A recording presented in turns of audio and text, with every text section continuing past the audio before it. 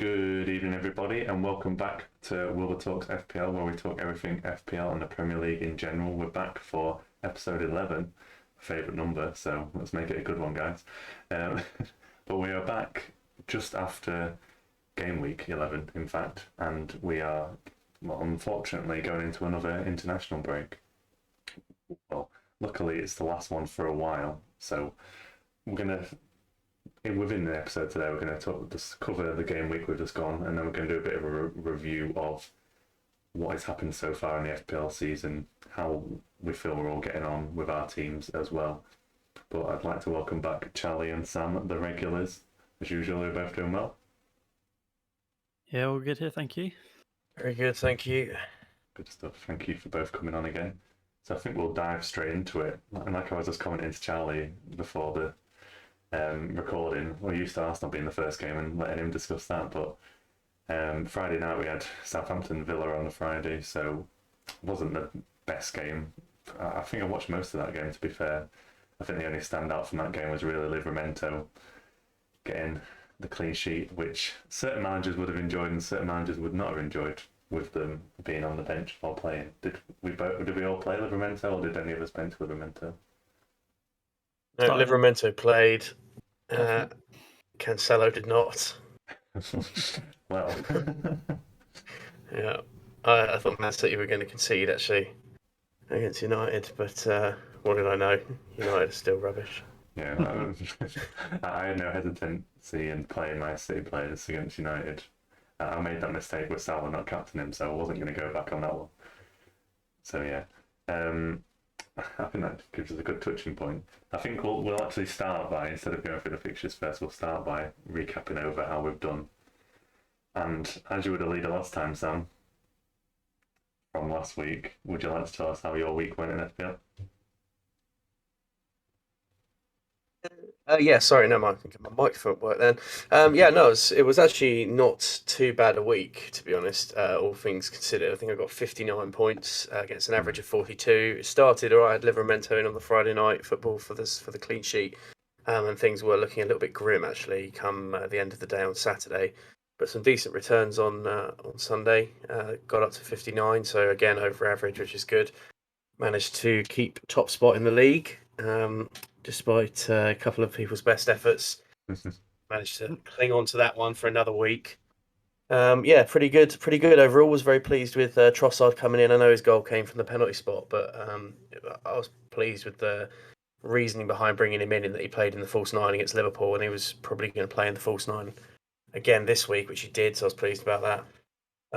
But yeah, could have done with one of the strikers scoring. I can't believe West Ham again scored 3, and Antonio didn't get involved in any of them, which was a bit frustrating from an FPL point of view. No, not a bad week overall. Pretty good. I will certainly take it. Keep the scoreboard pressure up. Yeah, I'm definitely rooting for you with that Trossard pick. It looked pretty lively in that game as well, and as soon as he got that goal, I'm just like, you planned it perfectly there. Because you kind of mentioned it at the end of the last pod, didn't you, about possibly having him? And I don't think he's one a lot of people were looking at, but now I've seen quite a few people interested in maybe getting him in. So you're a trendsetter there, so. Yeah, I thought it was just a decent differential. I mean, his fixtures looked really good. Brighton were really good against Liverpool. Although I'm starting to just think Liverpool might be about to hit a bit of a rut because it wasn't the greatest performance in the second half against Brighton, and certainly wasn't the best performance we put in against West Ham. So it seemed sensible to look at Trossard as an option.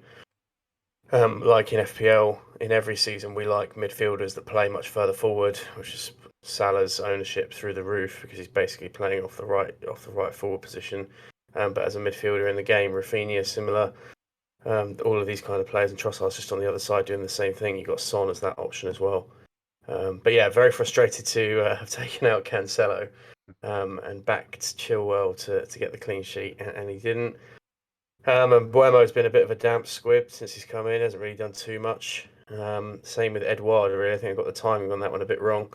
And then Foster was my other bench player who did pretty well, but he's going to have one good game week every now and again, I suppose. So not too worried about Foster, but frustrated with Cancelo.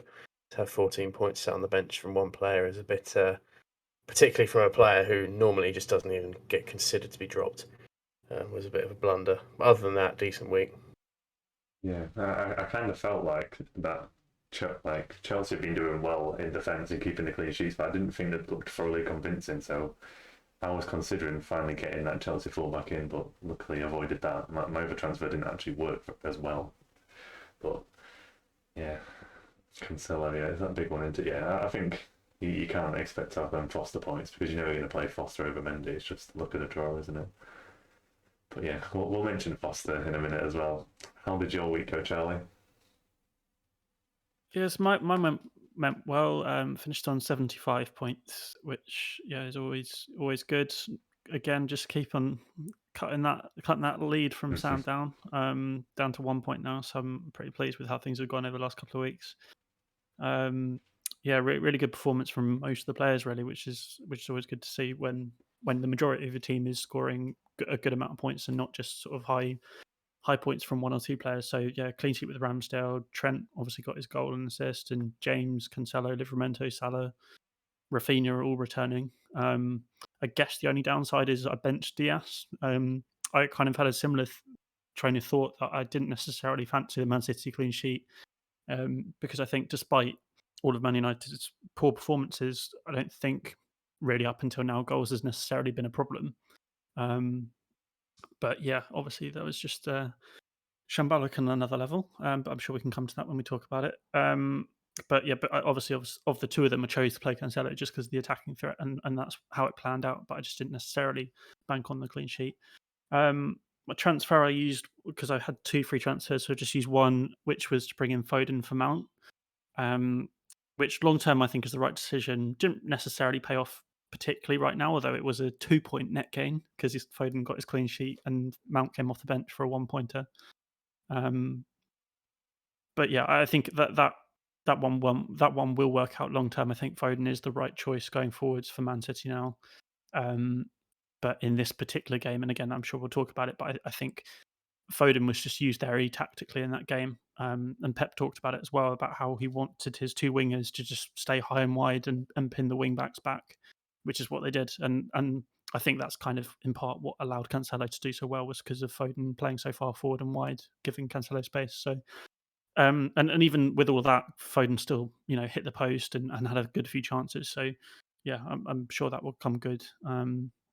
And also, yeah, I had the same thing of Foster being on the bench, fallen foul of that, a bit annoying over the last 2 weeks because I've got them the wrong way around. I've got Ramsdale and Foster and played Ramsdale this week when Foster made the penalty save, and last week played Foster when Ramsdale had an absolute blinder. So yeah, I'm sure that won't happen too often. Happy with Ramsdale going forward. And all around pretty pleased, and with 2 free transfers over the international break as well. Quite a nice setup. So just bracing myself for all the injuries to come flooding in from the international break. I can't believe Foden missed that chance in that game as well. And did you see Pep's reaction after? I don't think he could believe that he missed it as well. I was like, yeah, when he missed that, I was like, yeah, I can confirm it's going to be my game week. But I think, are you both ranked about 13,000, 14,000 now? Then is that where you're sitting? I'm pretty sure that's kind of around where you are. I'm 14,000. I can imagine probably a few thousand differences by 1 point. I think Sam's just outside that 10k, so we can't have that 10k party, unfortunately. But you're both on the cusp of it, so I'm sure you'll both be in there soon. We can hope. Yeah, it's interesting. I'm on 13.4, but if Cancelo was in, it would have been enough to get in the top 10k, which is slightly annoying. Yeah. Yeah, you win some, you lose some, don't you? Really, so yeah, plenty of time to go. So both of you have mentioned Foster. Luckily, the only one who's actually got him in the team is me, but that is more, I'm going to say, luck than judgment. Just the fact that I've got 2 Watford goalkeepers, so I had to have him in. Really, that's probably one of the worst moves I've done all season, having Backman in there. But anyhow, yeah. So I think this is only the second time the whole season I've got a better score than you both. So 78 points, which I don't think, well, except for the strikers that are just in FPL in general at the minute, the strikers have seemed to be the worst position. I think when I was looking at Charlie's team just then, the 4-5-1 might actually be the most optimal formation at the minute, just because the strikers don't seem to be firing. Even if you're taking value out of there, going for the cheaper ones, unless you had like Pookie this week, there wasn't a lot of value really up front. So similar to you guys, well, I got a lot of my points at the back: Foster, Trent, Cancelo, and Livramento. Salah, who everyone had, Rafinha, Havertz actually got a goal, which will probably be his last chance. And he was only in for these 3 fixtures anyway, so he finally got his goal, and then he'll probably be cheerio from the team. The one transfer I did was to bring Son in for Benrahma, because looking further forward for the Spurs fixtures, he's nicely in place for the nice run of fixtures they've got. And then it's a bit difficult with West Ham, because when they get their attacking returns, as we mentioned with Antonio, they're always sped around. I think I prefer the look of a Bowen or a Fornals over Benrahma. Benrahma's kind of been one of those ones I had an issue with and needed to get rid of. And luckily I had the money to do straight up to Son, so he only got the 3 points this week, but he's in there for the long haul, well, until the wild card at least, as we're still hanging on to that somehow. But that's one for the future. And luckily, because of the decent score, the rank looks a bit better, because of basically half what it was before. I was 1.1 million before, and now just inside 550, so it looks slightly more respectable on the rank. Just need to keep chasing you guys down. Well, it'll take time, but we'll get there hopefully. But yeah, probably the most satisfying game week I've had probably the whole season, as I was mentioning. So part time, 1 out of 11 ain't too bad, but we'll see how we go from there. So I'm coming for you both. Probably hanging on to this wild card. I'm like, when I mentioned it last week, that I kind of had around game week 16, and because we'd have some news about the Club World Cup with Chelsea, but then that has been moved out, that postponed to at least January. So now I'm kind of like, when should I actually play it? And I'm looking at around that game week 16, and probably going to utilise it around then, basically getting pretty deep into the limit I can play it, but kind of just around that kind of condensed amount of December fixtures, so I can try make sure I've got a strong squad to get through that period. But you never know, there could be so many injuries over this international break. I'll use it, which I do quite like, because I feel like if I want to make an early transfer, there's less risk there for me, because I know I've got that wild card to press if I have to. But that's definitely one I think every week now I'm gonna be like, I've still got this wild card. That's the only issue. You always think about that you've got it, but in fairness, I've just avoided making wildcard drafts, so that's kept me away from it. And I think a good way that I've found with the wildcard, I think around when you guys were playing it, I kind of did a draft wildcard, and I'm like, how many changes am I actually making? Is it worth it? And I didn't think it was, so we'll see how it goes. But anyway, we all did pretty well this week. Better than it wasn't last one, it was the one before, wasn't it, where we had the Salah debacle for me. But anyhow, moving on from that. So we've all kind of touched on the Manchester derby. I'll start and say 2-0 was probably very flattering for us, to be fair. I think the fun stat that everyone had from that game is that we had more shots on our own goal than City's goal. I think we had 1 shot from Ronaldo, and then we had 2 shots on our own goal from our own centre-backs. But it's fully expected, that result, really, from my point of view, and somehow Ollie is still in that job. I think we've touched on that quite a bit, so I'm not going to go on another Ollie-style rant, but how did you guys find that game from your point of view, Sam? I attempted to join you and try not to sound too much like a broken record, but it was actually a really poor game of football, in all honesty.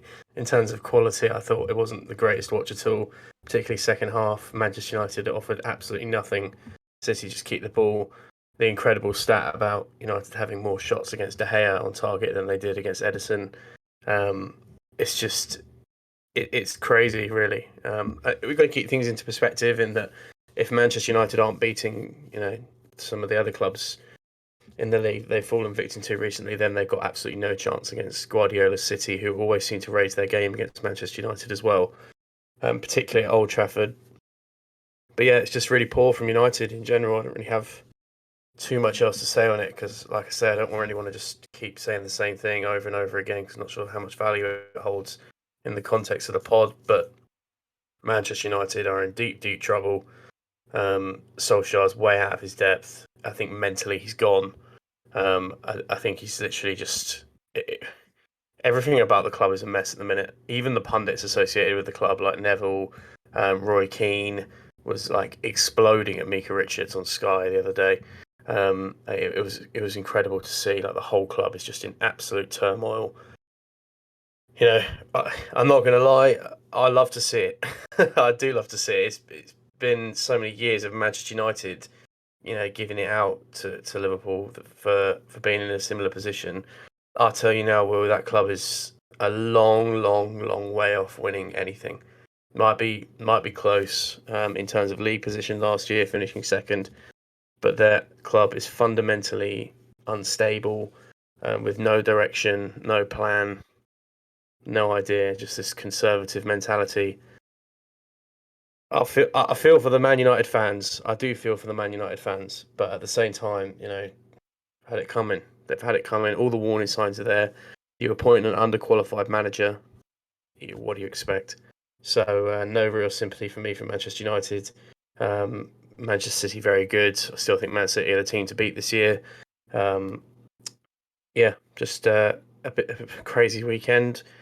I wouldn't really expect Man U to go out and get anything out of the next game either.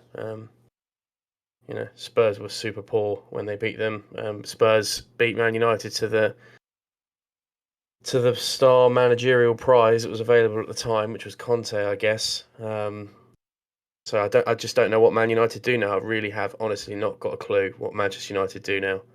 But someone's just got to get a grip of that club, because it's a shame for football to see Man United in the way they are. But it's good for some of us who have had to sit through the pain of those Manchester United years. Well, surely if Ole doesn't get any points from his next game against Watford, then he has to go. Like that's surely... I will say on this podcast now, in what are we, episode 11? Yeah. Yeah. Ole Gunnar Solskjaer will be manager of Manchester United at the end of the season. I'll say that now. Yeah, it wouldn't surprise me. I agree. Yeah. It's just, He has to go, but there's a difference. The difference between you have to do something and whether it actually happens or not. I think he'll be there at the end of the season, unfortunately for you, and fortunately for everyone else. Fortunately for us. That's the thing. You've definitely missed the boat now to fire him, I think, because like Sam was saying, like Conte would have been the perfect person to come in terms of who was available, I think, and in terms of the money that could be behind him, and that's what Conte likes. He likes having the money to be able to change the squad to suit his style. But with him gone, there isn't an obvious choice now to go to. And because of the fixture change, I do expect Man United to start picking up some points here and there against the teams that they absolutely should be beating. Maybe not to the extent that we would associate with the Man United side, but still picking them up enough to keep him in the job.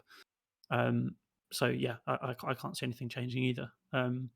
I think it's the whole thing's just is absolutely silly. I was thinking about it earlier in terms of, because the tactical setup seemed so naive in that game. Coming into that with a 5-3-2, it feels like Man City is probably the worst team to effectively just concede the wide areas to, which is what they did. And even Pep Guardiola was just talking about in his press conference. He was openly just saying it was an easy thing for them. Like I said earlier, having the wide forwards pinned out wide to pin the wing backs back, and it just allowed them. And you saw it really early on as well, with how frequently they were doing these switches of play, which isn't kind of in Man City's normal sort of play style. You maybe associate that with the likes of Liverpool doing it with their fullbacks. But Man City were doing it really early on, and really exploiting the lack of width that United had. And it was something that I remember talking about on our previous pod from last year, where Man United came into a game against Arsenal playing a 4-1-2-1-2, like a narrow 4-1-2-1-2 diamond. And it was just because it had worked for them in the Europe game midweek before, but was the completely wrong setup to come into a game against Arsenal with, where we were playing really wide, we were using Aubameyang out wide and things like that. And it feels like the exact same thing happened here, where the switch to 5-3-2 was done not really out of any sort of tactical genius. It was done out of what's currently happened. What is in play is not working. Let's just switch to something different. Obviously got the win against Spurs. I think we've all kind of said that's more about how bad Spurs were than how good Man United were. And then just kind of continued the same tactic or formation into a game against a team that's the absolutely wrong tactic to play against. So again, that shows over the course of a year or 2 years, however long that's been, there's no progression in Solskjaer's tactical nous. And if people like me can pick that up and pick up these tactical things, how on earth are they not able to do it? These are people that have got their coaching badges, that he's got a big team around him. How are they not able to pick these things up and know going into a game against Man City, a Pep Guardiola Man City side, that's an easy way to exploit the setup they're going into? So yeah, it just feels completely ridiculous that he's still in the job, but like we've said, I can't see that changing now. It's too late really to change that. And yeah, and similarly, I'm to be honest quite happy about it, because it ultimately opens up that fourth spot for Arsenal potentially, if we can make use of it. So yeah, I feel the same as Sam. I'm happy about the sort of the footballing side from an Arsenal point of view, but yeah, again, I've been through those struggles as well as an Arsenal fan, and again, that sorry to go on about it, but it kind of makes me. It feels like, because obviously we both Man United and Arsenal, I feel like, have gone through similar progressions from having a manager that's been there for so long and then trying to get used to a new culture of a new setup, and gone through various managers to try and get to the right one.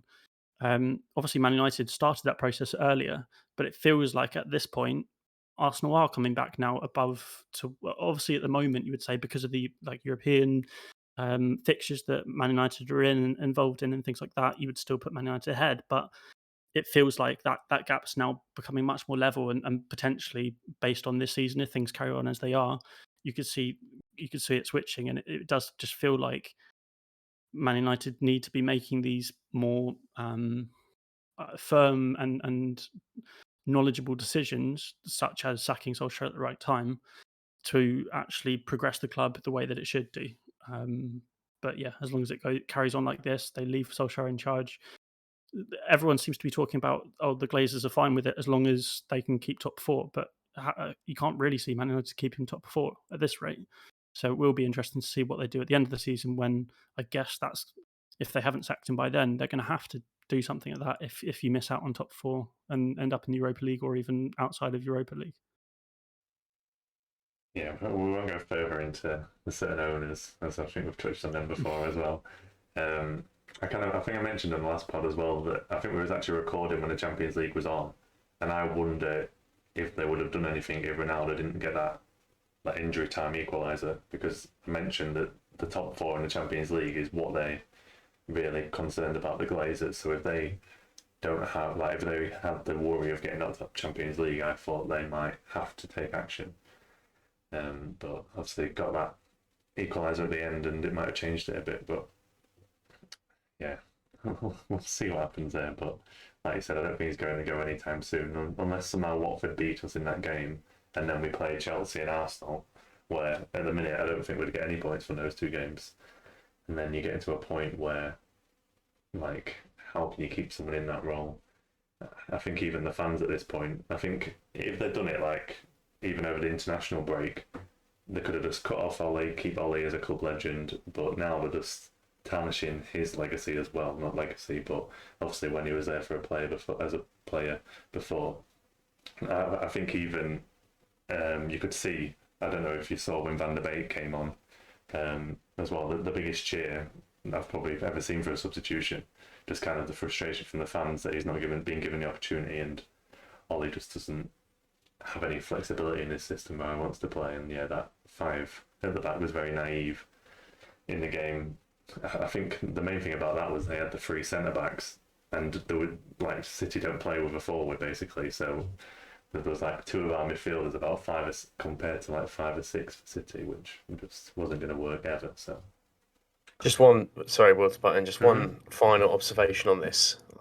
Manchester United have just got this complete tactical inability to recognise that they need to have a structure of their team when they play a game. Someone highlighted this the other day, and I can't remember who it was, but it's almost like whenever you're playing a good team, you just put more defenders on, and whenever you're playing someone that you think you should beat before the game's even started, you just play more attackers, and like there's no structure, core, spine, anything to the team in any way set up, and that is the most concerning thing, I think. If you can't set a team up to be in a game after half an hour to then go on and use your quality players afterwards to win the game, that's a big red flag. I think Ollie needs some training on at least Football Manager first before he even starts managing a team again. Like, that's his basics, isn't it? I think he'd even lose some Football Manager playing that. But yeah, it's just, even his coaching team, he's got that experience, so he's not even got the experience around him to be able to change that on the training pitch. But yeah, there we go. That's the standard half an hour talk about Man United every pod. But yeah, we'll quickly and swiftly move on from that, and we'll talk about Chelsea dropping points against Burnley. I did kind of see Chelsea conceding coming. I kind of was thinking like a 3-1, but it seems like the first time Chelsea have dropped points in a few weeks. I'm sure you was happy at that point, Sam. What did you make of the Chelsea game? Yeah, I mean, obviously on paper it's a great result, and then we failed to capitalise on it, so that was a bit of a blow. But yeah, it was a good performance from Burnley. So they turned it around basically after Chelsea dominated for the first half an hour, and then Burnley came into it after they were a goal down and realised they had to do something to try and win the game. Yeah, I can't take anything away from Burnley. They showed a lot of grit. And Chelsea, the teams are going to drop points over the course of a 38-game season. It's just about not dropping. If when you're going to drop points, you can draw. I think that's still something to hold as a positive. And if you are losing when you're dropping points, then it's much harder to regain momentum. So yeah, I mean, not a great day for Chelsea, but a point's not a disaster. They could probably look at some of their other fixtures they've had this season, where you thought they might only get a point where they've taken 3. Everything will kind of average itself out. I wouldn't be too concerned if I was Chelsea, to be perfectly honest. I think they'll be fine.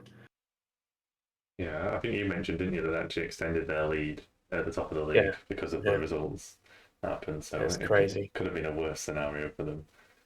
So yeah, I guess you can't be happy with a 1-1 draw with Burnley, but you take some positives away from it. I think the one thing I noted as well, like Pope made the odd good save, but they seemed to have a lot of shots that didn't go on target. But it seemed like the first game that Chelsea missed the strikers. Yeah, and like they missed the physicality. I thought they missed having like a focal point in attack. The teams they've been playing since Norwich and Newcastle are just so poor and so badly organised at their respective times. They both sat their managers, shows you all you need to know. And then you come up against a well-drilled, well-organised Burnley team. You know what you're going to get when you play Burnley, and that's organisation, coordination, physicality. They did all of that, and I think they deserved a point, to be honest. Yeah, and going back to a comment that I made when they signed Lukaku as well for Chelsea, that I said he didn't really suit their style of play, like when they're playing away from home, but when they're at home, everyone sat behind the ball for the opposition team, for example, like Burnley. That's when I think Lukaku is the most useful player in their team, and they just lacked that. I think, obviously, Havertz did actually score from the striking position, but I feel he needed like that Lukaku, that potent finisher there, just to top off the performance. But obviously, they did have a lot of chances, but just couldn't take that second one to seal it. Yeah. Like I said, they should be fine, but it just makes it slightly more interesting. There's a chink in their armour for now. Chinking a few people's armour. Well, not everyone's going to be perfect. You can't expect everyone to go and win every single game. There's going to be hiccups along the way. Otherwise, the Premier League won't be the league it is. So I wanted to touch on one of the other games at 3 o'clock as well, which was actually Norwich's first win. And I think everyone was talking up Brentford a lot before this kind of fixture run they've got, and obviously this fixture because it's against Norwich. What did you make of that result, Charlie?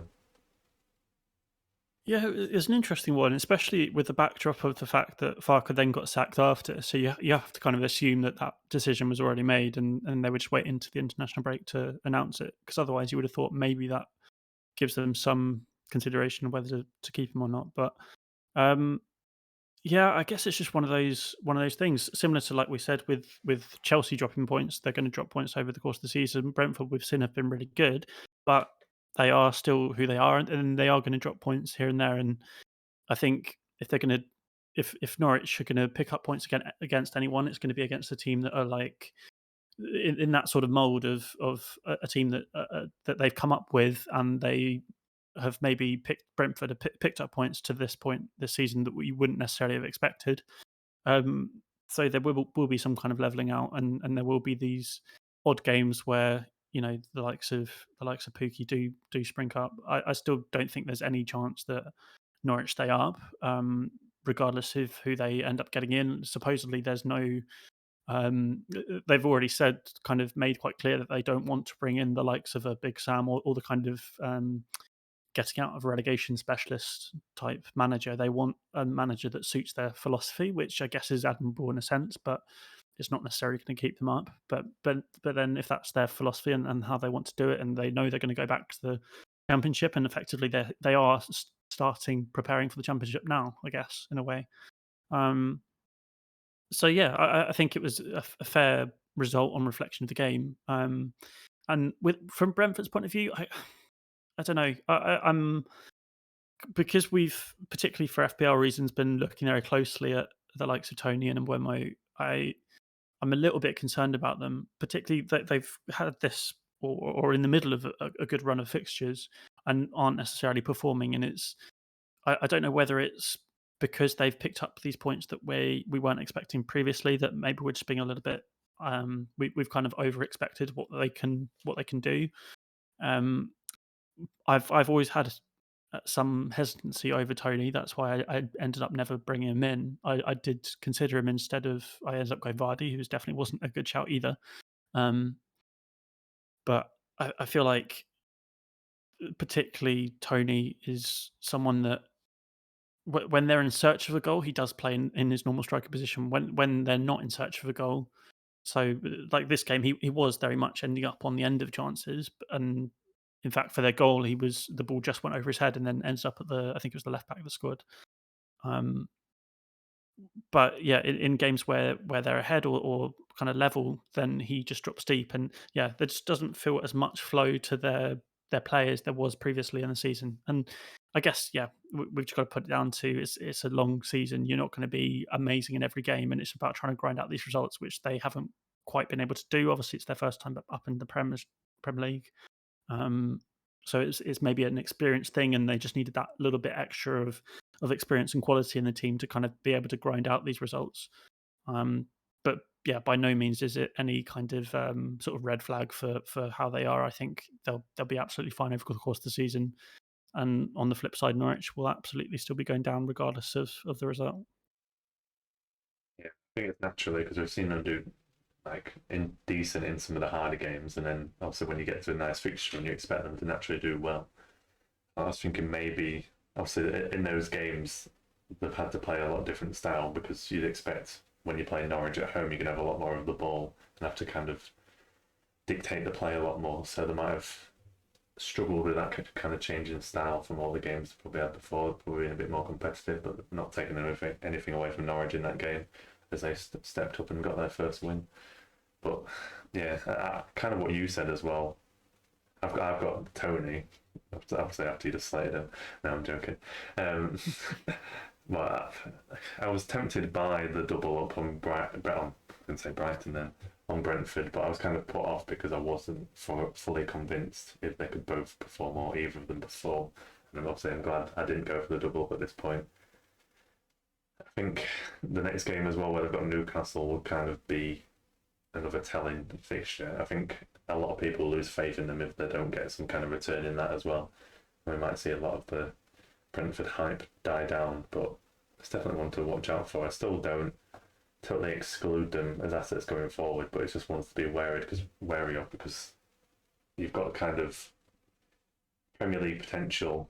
I mean, like Premier League guaranteed, not guaranteed, but you've got more like players around that are more experience in the Premier League that you can kind of not guarantee your points, but you've got greater faith in them getting points, and we just haven't seen enough of Brentford yet to know that they've got a Tony or Mbeumo that's always going to get us like 10 or 15 goals a season. So there's probably better options to be going for. So, for example, like the most obvious example I would say, like a Tony could go to like a Callum Wilson at Newcastle, because you know he can perform in the Premier League. He might obviously not always be fit, but if you get him in a good streak, he's probably a better option to be going for. But that's one for future weeks. I think I'd still be holding them for now, especially with Newcastle to come, but one to keep an eye on. I think I'll come straight back to you as well, Charlie, to talk about your team. Another win for you, and like you said, getting on the cusp of that top four. I'm sure you're happier after the first few weeks you had. Yeah, definitely. 2 points off top four now, which is decent. Although it does have to be put in the context that whilst we're only 2 points off Liverpool, who are in fourth, it's a difference of 20 in goal difference, which says a very big deal about the actual difference between the two in that position. But yeah, it was a bit of a strange game. It wasn't great. Watford really didn't offer anything at all. There wasn't much threat at all going the other way. I actually felt quite confident in defence, which it's a very rare thing, but it's getting more and more consistent, which is nice. And Watford came into that game with a very clear plan of try and rough up the Arsenal players, and there were a lot of sort of niggly fouls, and I think that that kind of game makes it tough for the referee, but the referee did have a really poor game, and that's for both sides as well. I felt there were a lot of Watford fouls which were very inconsistently judged against. So some of them got yellows, and then some that were sort of worse didn't get anything. And then actually the one that ended up a Watford player getting a second yellow and getting sent off, I don't think he should have even got a card for that, the second one. And yeah, it was a very inconsistent refereeing performance. So yeah, it's just one of those, I think, where I'm just pleased that we managed to get the win. I won't think about that game again because it wasn't really one to watch, but just good that we can kind of come through those games with a win. That's the kind of game, one of those kind of physical, getting roughed up kind of games where previous Arsenal teams definitely would have faltered and would have either got sucked in and started doing the same thing back and getting sent off. The likes of Xhaka or David Luiz I can think of would very much be getting involved in that kind of thing. But with those out the side now, it's a side that's got some physicality to it, and is able to sort of stand their ground, but also have the quality up front to get a winning goal, which Smith Rowe is absolutely on fire at the moment. Obviously, very pleased to see that he got called up to England as well, following a few injuries, which I think is well deserved on his current form. But yeah, when you've got some of those players in that kind of form up front, I think it really takes the pressure off the likes of Aubameyang, who in the last season or two, he's not been at the level we've seen previously, but the previous seasons we've been so reliant on him. It's just nice that pressure's starting to come off him, and the others are picking up the slack. So all round good, I think. Yeah, you've only got to win at Anfield next game week, and then you'll be a bookman. That's all you need, isn't it, really? But we will see how that goes. They're playing a lot better than they were at the start of the season, and Sam might have to start watching out for Arsenal biting at the coattails, but yeah, maybe. I think that links quite well to probably the game of the weekend. Sam might not think of it as the game of the weekend, but your game against West Ham, what did you think about the game, Sam? Yeah, I mean, it was the game of the weekend. It seems to be a bit of a broken record coming on here, saying Liverpool have been involved in the game of the weekend every week. But yeah, no, it was a cracking game of football and another great advert for the Premier League, being the best league in the world. West Ham thoroughly deserved the win. Can't take anything away from them. They played really well. I actually think Liverpool dominated the first half, to be fair. Having said that, once they went 1-0 down very early on through poor goalkeeping and smart, West Ham had evidently worked on their set pieces. It was basically all Liverpool for the almost the entirety of the first half till after Trent scored and got back to 1-1, and then West Ham came back into it a little bit at half time, came at a pretty good time. for both sides really. And then Liverpool, the 3-2 kind of flattered us a little bit. To be honest, West Ham could have had 4 or 5 really. I'm never going to sit on this podcast and slam Alisson. The things he's done for this football club have been amazing. He pretty much single-handedly took us to a Champions League final, and we went on to win, and he was man of the match in the final. He was unbelievable in the year we went on to win the league. So, you know, I think everyone's entitled to a bad day every now and again. Alexander-Arnold didn't exactly cover himself in glory defensively for 2 of the 3 goals. But, you know, you've got to put things into context, and over the course of the season, like I said earlier, all teams are going to drop points. West Ham deserved their win. I think the most disappointing thing from my point of view looking at that game was it was so obvious how West Ham was set up to play in the second half. They were just so deep and then so effective on the counter-attack that, you know, lots of people were criticising Van Dyke after the game. If Van Dyke wasn't at the back, we'd have lost 6-2. Well, maybe we wouldn't even got the second, who knows. But yeah, no, fair play to West Ham. Can't take anything away from them. I thought Bowen was brilliant. He's a real player. Zuma was really good at the back. Declan Rice was brilliant in midfield. I mean, West Ham, I don't think have got it in them to challenge for the title. I think Charlie should probably be a bit more concerned about West Ham taking his 4th place than Man United at this rate, because they look like a really organised, well-drilled outfit. You know, being managed by a good coach. Who'd have thought David Moyes knew what he was doing? But yeah, no, it was a good day for West Ham. A bad result for Liverpool, but they'll be back for sure. Bring Moyes back. That's what we're after. I don't think you'd have been saying that, would you? At the time, but yeah. Yeah, I agree with what you said there, especially about, you were on top in the first half, and I feel like West Ham just came out like a totally different team in the second half. Just seemed like re-energised and just were unreal in that second half, I thought. And just did everything they needed to do, and like you said, on the counter-attack, they could have had a few. And I agree with what you said about Van Dijk. There was at least 2 occasions, probably even more than that, where he was like the last man back, and it was probably one-on-one with the attacker, and the attacker was kind of scared to take him on. And he just kind of easily dealt with it, and it could have been a few more goals on the counter. And Bowen's run for that, but I'm pretty sure it was Bowen for that second goal. That was an unreal run. Yeah, to set it up. And it's been a strange season really, because Van Dijk has had a really good year so far this year. He is, without a shadow of a doubt, been our best defender. He's been fantastic again. Robertson's been really off the boil, and when he's off the boil, it really sort of exposes the imbalance in defence. And also, the year when we went on to do very well in the league and going on to win it, there was a lot of consistency with the player next to Van Dijk. I think Liverpool have already got through 6 centre-back partnerships this year with Van Dijk. So that's quite heavy rotation they've had in there over the course of the season. And admittedly, sometimes in games that's been when Fabinho's dropped back in if we're chasing something or whatever. But, you know, it could almost do with just sort of saying to Matip, your first choice, or to Konate, we're going to give you 10 games, go at it. Just to sort of settle everything down and get a bit of consistency, because it does look a little bit of a leaky defence at the moment for Liverpool, which is something that you wouldn't typically associate with a Jurgen Klopp defence, certainly over the last 2 or 3 years.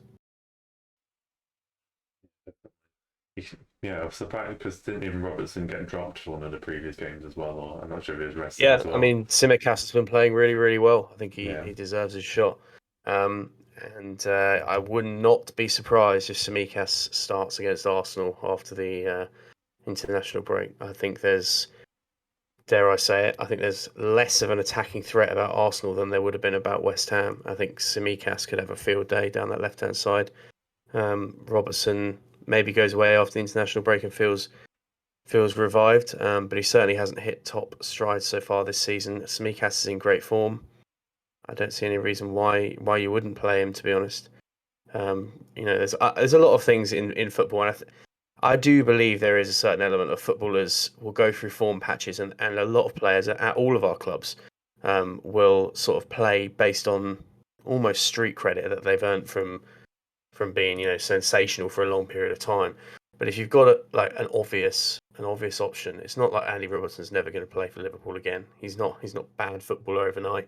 He's probably still in the form he's in at the moment in the top 10 left backs in the world, but he's fallen a little bit short this season of what he's achieved in the previous seasons. So I, for one, wouldn't be opposed to seeing Tsimikas start against Arsenal. But obviously, we'll see what Klopp decides to do. I always like to see Liverpool lose, I'm not going to lie there, but I did have a slight added bit because my dad supports West Ham as well, so it was double win-win there.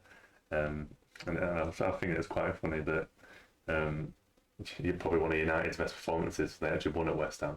So it kind of shows you at any point in the season, any team can really beat anyone in the league. So it's not over until right at the end. But was there any other fixtures we kind of missed out there, guys, that you wanted to touch on? I think there's a lot of kind of lots of 1-1s, 0-0s.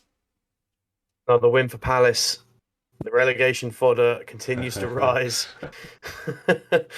Another win for Palace. Good win against Wolves. And to be honest, a good point for Newcastle away at Brighton as well. Yeah, I think I was going to touch on those predictions when we got to the second half, because I was trying to think. It was all kind of similar for that. With Watford and Norwich to go down, weren't we? And then we had Palace, and I'm trying to think who the other one. I think it was like Palace and Southampton was kind of the options we had to possibly go down in the other slot. But Palace definitely proving us wrong so far. I guess the only other one I wanted to add, or maybe a couple, but obviously it's only his first game, but Spurs a bit lifeless against Everton. You know, we've talked quite a bit now about how poor Everton have been at the back, and not being able to take advantage of that. But I'm sure, you know, an international break and a bit more time, we're going to see a lot more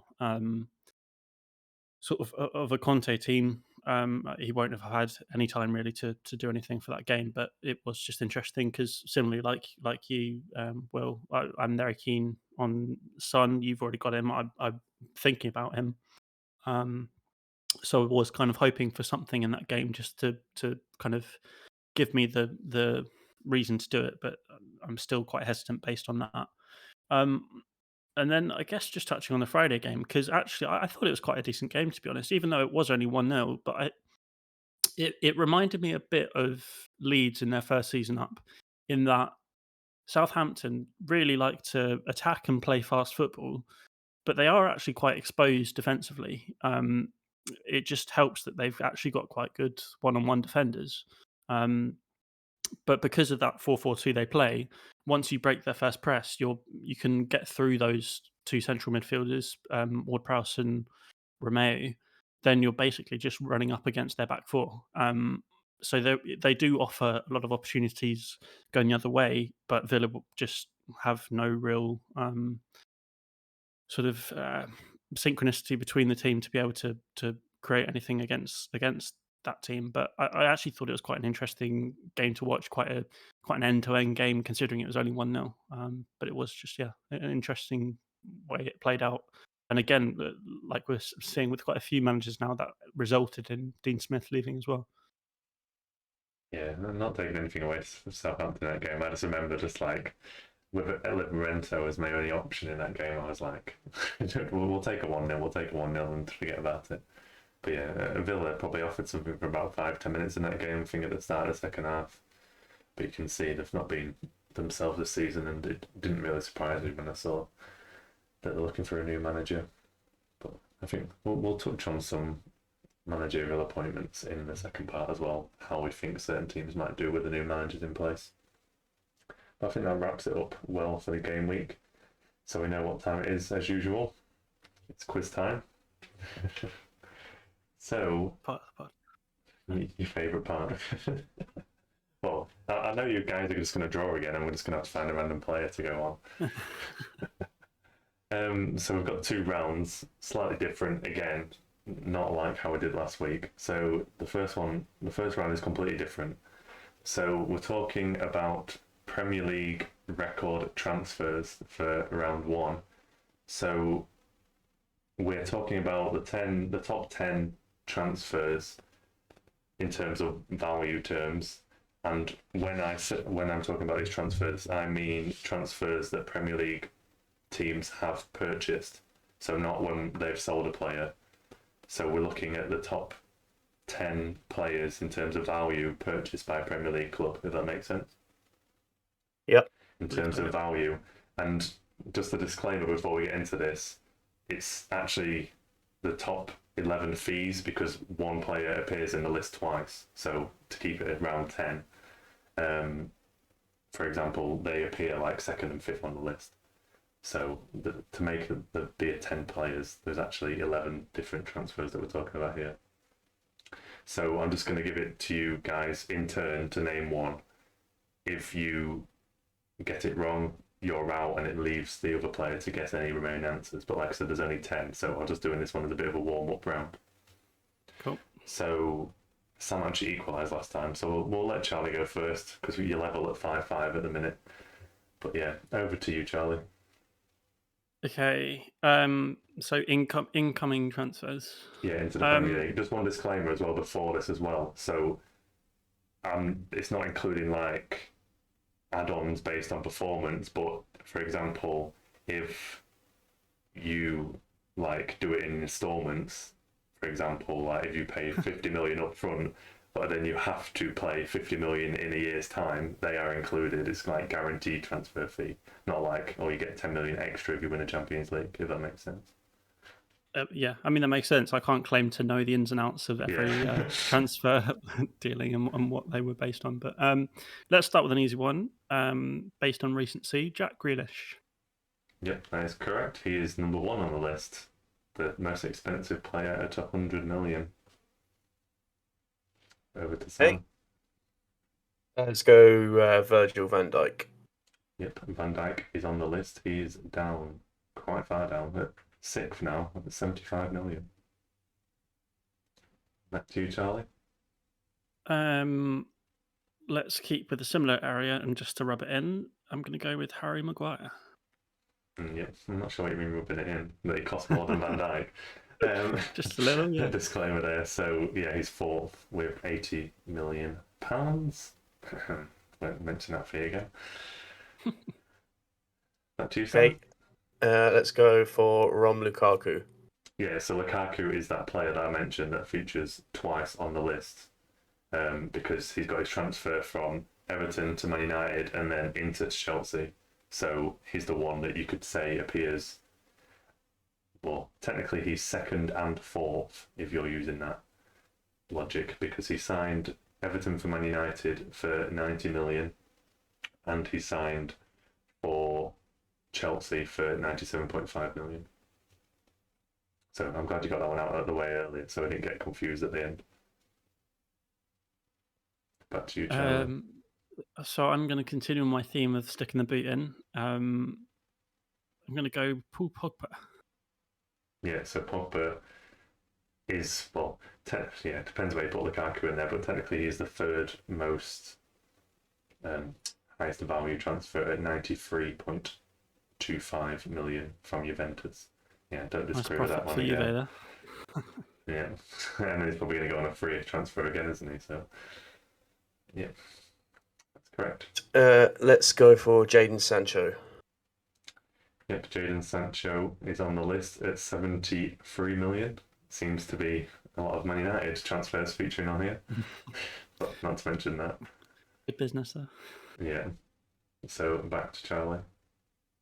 I am going to go with what I assume will be the only Arsenal player on the list, and Pepe.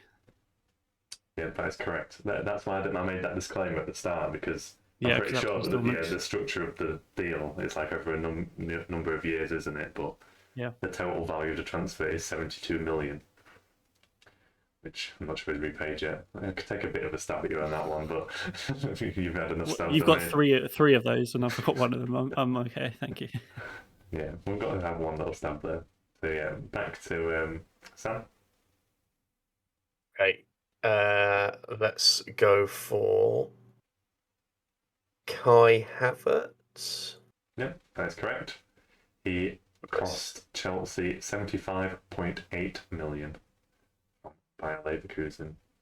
So it's back to Charlie, and we've got 2 left, and you've not done it exactly in order, but you've now got the top 8, so you're down to 9 and 10.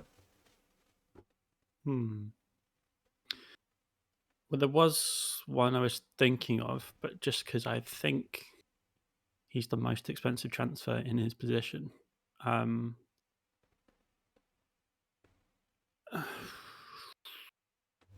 but it's whether or not I actually go for him, whether that's likely to be less than someone in another position.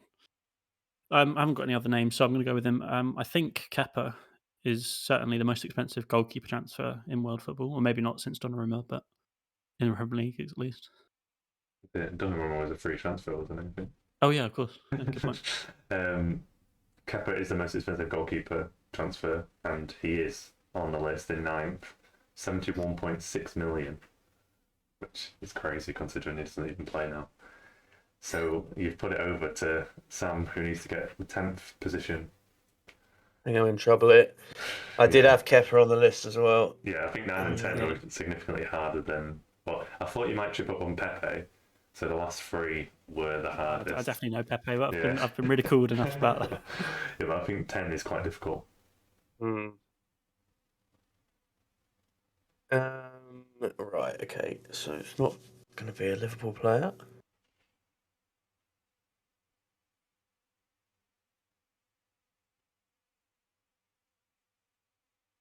I can't remember how much Man City paid for Ruben Diaz, but I don't think it was quite that level. I know they paid a lot for Laporte, but I feel like they might have paid more for De Bruyne than Laporte or Diaz. I can't remember the Diaz fee, so that paid a lot for Cancelo, but I feel like that was closer to around the 40 mark.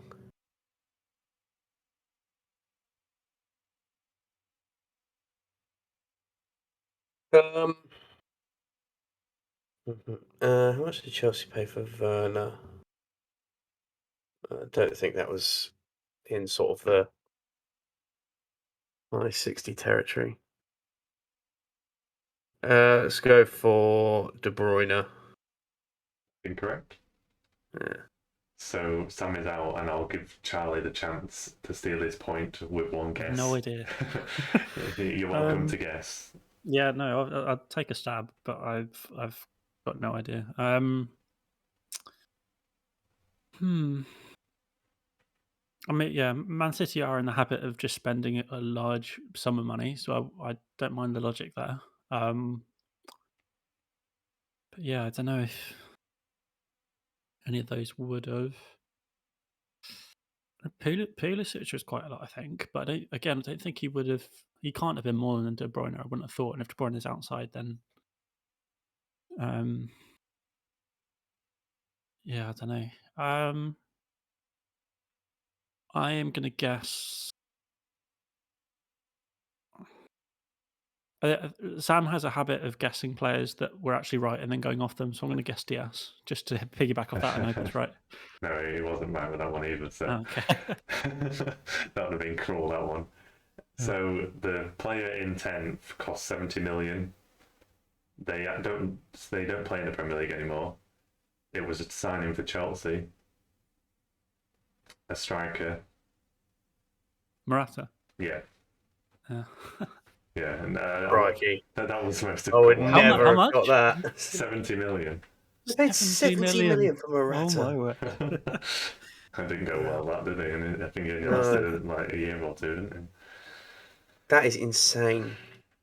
I know there was quite a lot around that like 60 odd range. Do we know how much they sold him for? It's kind of irrelevant to the point of the game, but I don't know off the top of my head. Okay. Because I was just doing it one way. One to check for later. One to check at home, everyone. When we might, when he's talking later, I might have a check to see what kind of figure that was. Yeah, I'm just having a look. Yeah, because just below that range, you've got like your Diaz's and your stuff like that. Diaz, Mahrez, Sterling. There's a lot of Man City players. Laporte, João Cancelo. Literally just bringing off everyone that Sam's just mentioned. Even get down to like. I would never have got Morata. I don't feel too bad about that one. Yeah, even get down to Alisson and stuff as the Angel Di Maria. There's quite a few just below it. Yeah, Zidane. Yeah, Zidane was actually cost more than De Bruyne on here, so we could have been going a bit back then. But yeah, so Charlie gets the 1 point lead going into round 2. So we've kind of done our little game that I'm sure we love at this point, where we usually do it on the last 3 fixtures, but this time we're going to look more of a season view. So it's basically guess the player again, I will give you certain stats about a player, and then as we go through, you'll get the first guess will get you 3 points, and so on. When I give you an extra clue, it'll go down by 1 point. I'm sure we know the rules of that game by now, but this is a slightly tweaked to be based Is it on stats based on real life or FPL? FPL. Okay. So what FPL says, this is all come from their information on there. So you're not to blame, is what you're saying. Yeah. If it's wrong. Yeah, so if someone gets like a dog, like, because I can imagine on some sites, for example, an assist, like if it rebounds off the goalkeeper, that'll be given as an assist on FPL, but it won't be given on certain other sites. So it's off the FPL stats rather than some general stats. To be honest, I'm much more likely to know that than real assists, because I don't care about real assists in real life. It's only whether it's a fantasy assist or not. Yeah. Right, so we'll let Sam go first as he's behind. So your first player, Sam, this season they have scored 5 goals and they've got 0 assists. That is your first set of stats. 5 goals and 0 assists. Yep, in terms of FPL points. Okay. Interesting. 0 assists. Just out of interest, and I don't want to make this easier for Sam, but is there not the potential for there to be more than one player with 5 goals? I don't know if there is, but there could be the potential. I've checked. There might be. Yeah, I've checked a lot of people around this, but I don't think. Okay, I've not found any. Yeah, there's a lot of people. I was struggling on strikers because there was a lot. There was a lot of people that had very exactly similar records. Like you couldn't really, if you were making a guess from the first clue, you could have guessed 5 different people because they all had that stat. But I've tried to keep it where the combination of goal and assist is unique to them. Fair enough. It wasn't quite difficult. I thought it was going to be quite an easy one to do, but it was more difficult than I thought it would be.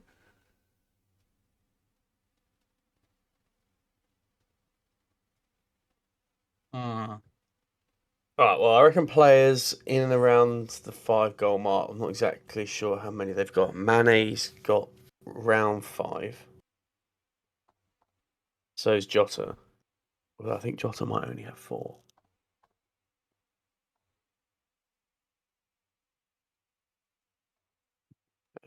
Can't think of many City players that have a lot of goals.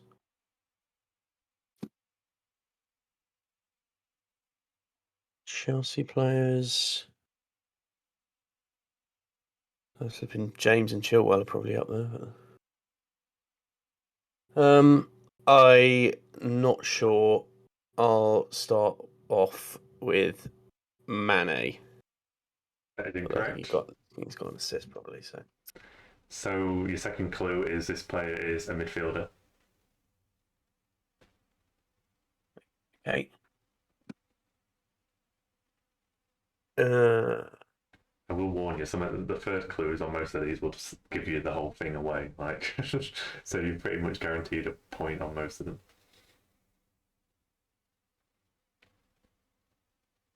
I don't think Smith Rowe's got 5 goals, and he must have had an assist, so that's probably out of the question. I don't think Saka's got 5 goals. Maybe Mount must have had an assist. I don't even know if Mount's up there for. Gosh, it's tough.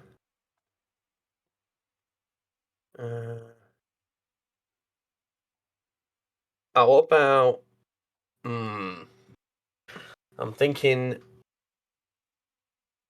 he must have got an assist though. Thinking Rafinha for Leeds, but I feel like he must have got an assist. Is that who you're going for? I don't think so. I don't know. I don't know. Pain. I'm gonna go.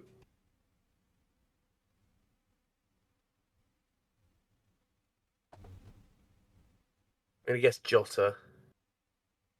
That's incorrect. And you're going to kick yourself when I tell you the next fact. Oh, here we go.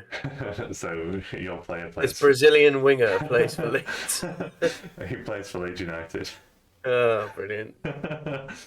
be fair, I was thinking your logic as well. There's no way. I thought Rafinha must have had an assist. Yeah. Oh well, I mean, it's obviously Rafinha. He's the only one that could have scored close to 5.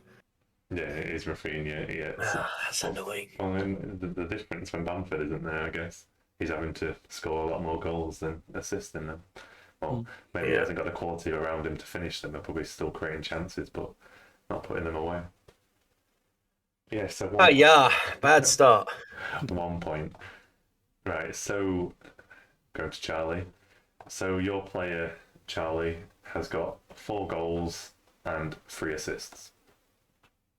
4 goals and 3 assists. Okay, so that's going to be someone quite creative then, I guess, but also has a good threat. So I'm probably thinking, I know Smith Rowe scored 4. I have no idea how many he's assisted, just because I was looking at him longingly for being in my team instead of Saka. 4 goals and 3 assists. That sounds like it could be a City player, but I don't think any of them has scored enough.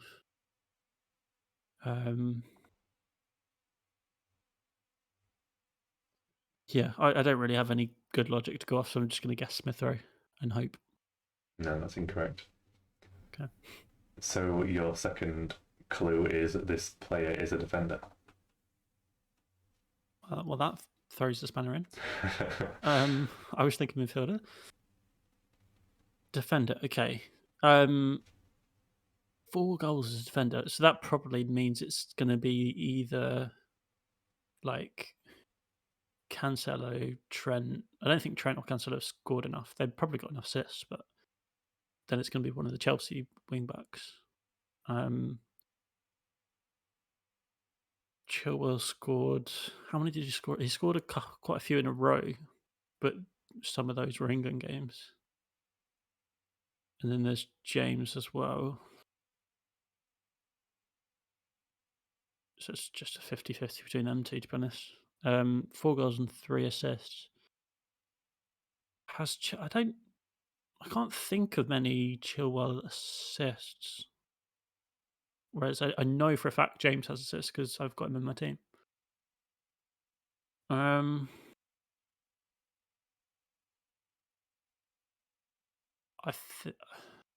think I'm going to go with James because I'm sure I can't think of times where Chilwell's always like popped up and scored rather than put a ball in. So yeah, I think I'm going with James. It's correct. Oh. So Chilwell has got 3 goals and 0 assists. Yeah, okay, that makes sense. Yeah, so you worked out on the assist logic there, which makes sense. So that's 2 points to you. And we'll go back to Sam. So your player, Sam, has 1 goal and 4 assists. 1 goal, 4 assists. Okay. Well, that's quite a lot of assists.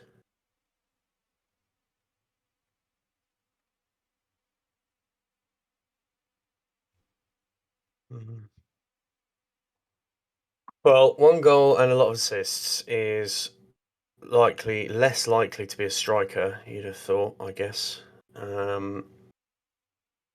More likely to be either a defensive midfielder or just a defender. And if they're going to be a defender, I guess they're going to be a wing back.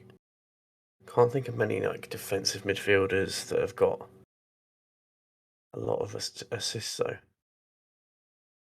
Or centre backs. I don't understand why they'd really. I feel like if there's a centre back that had a lot of assists, you probably know about it because centre backs are so unattractive at the moment in the game in general. Interesting on this. So fullbacks. I don't think Robertson's got 4 assists. I feel like Trent might have more than 4 assists, but I'm not going to rule him out of the guess yet. It's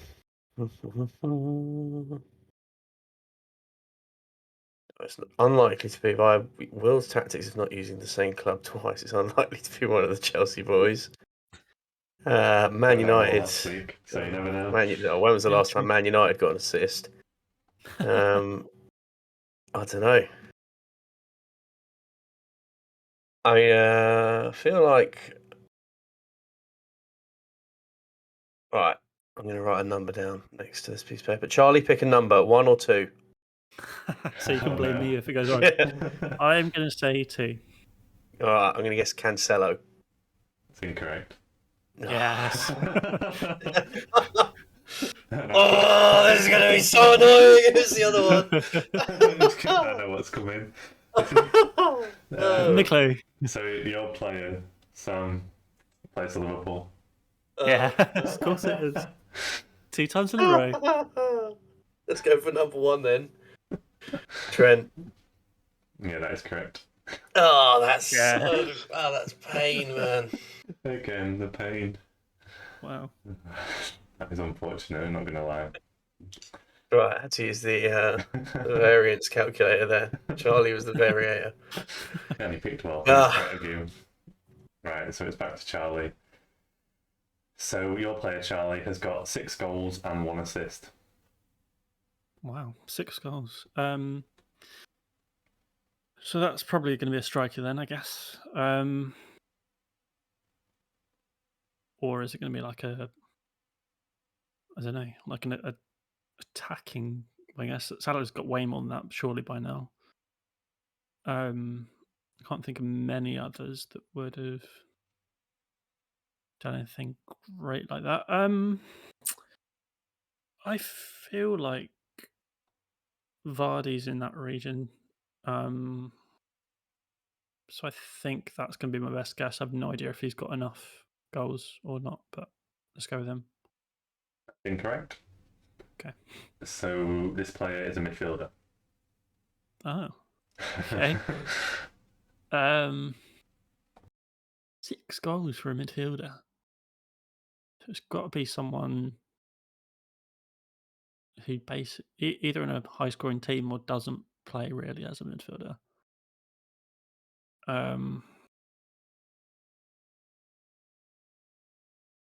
I probably would have guessed Rafinha if we didn't already have him. Trying to think who else. Zaha. There's no way he scored 6. Jota, I don't think scored enough. I guess it could be Mane. I guess I've got no concept of how many Mane's actually scored because it's just been Salah and nothing else for me.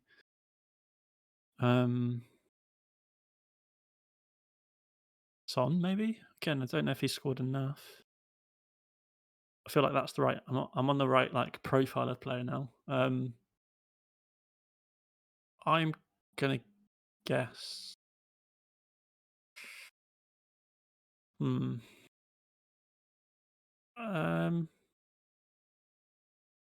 Late shout for Greenwood. No way he can't have scored enough. I wouldn't have thought.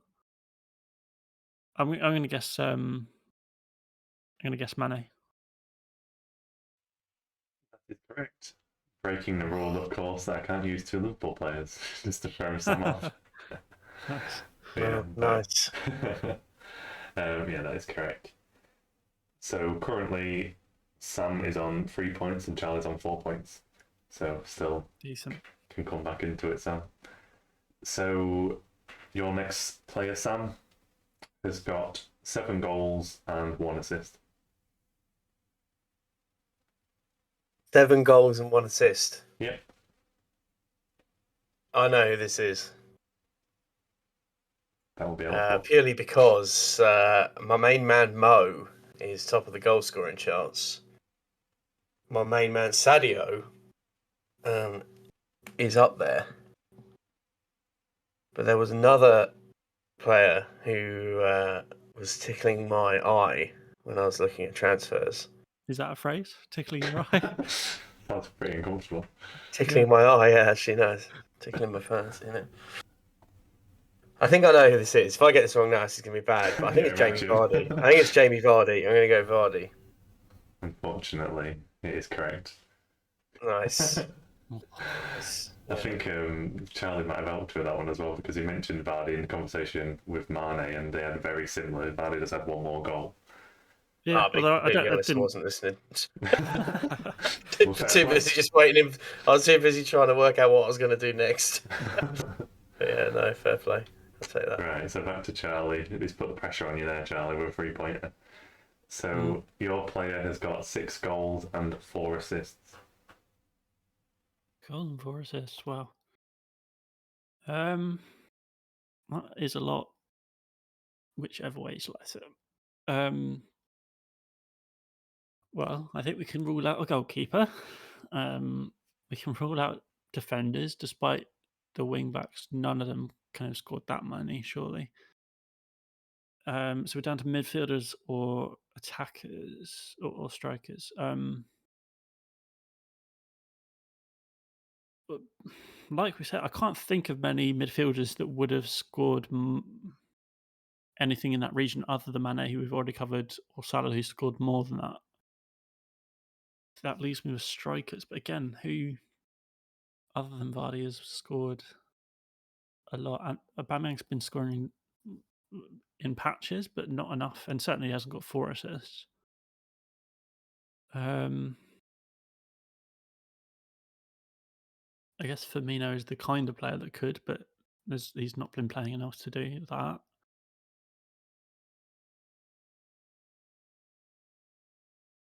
Based on the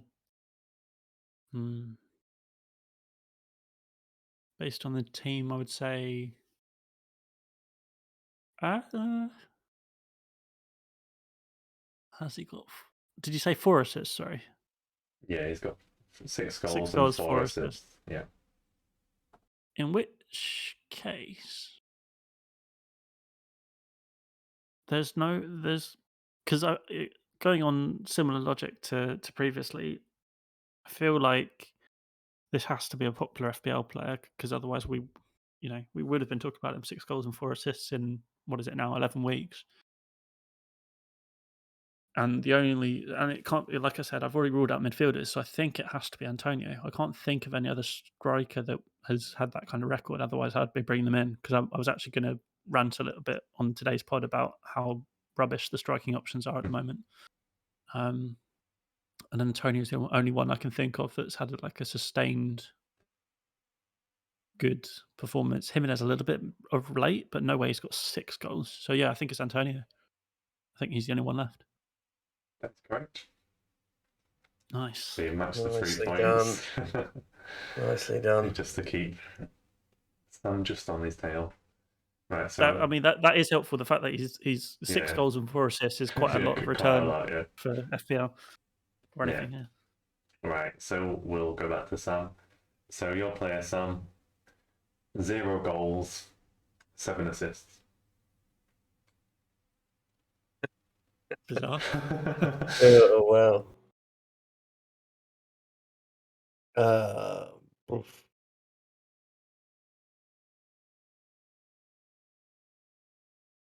I haven't got a clue. 0 goals, 7 assists. Yeah, I'd like to say the first 3 rounds were meant to ease you into it. The last 2 for you each are slightly more difficult. 7 assists. Oh, crikey.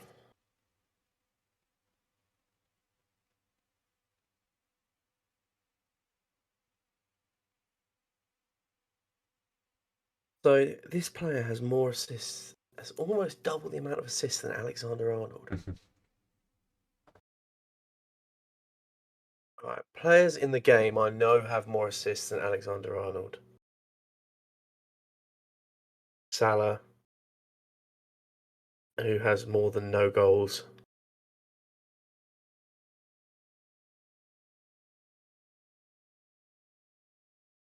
I have absolutely no idea. Would you like to make a guess? I wouldn't even know where to guess. That's 4 guess.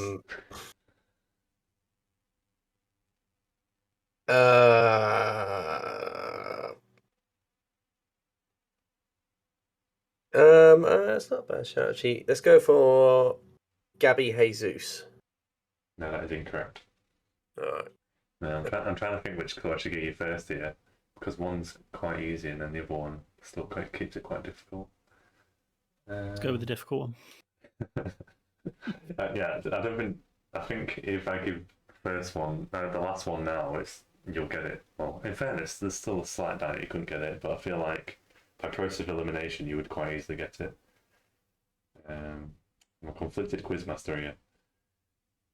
How can the quizmaster be stuck on a question? Yeah, I'm going to go with the original plan of just saying it is a midfielder.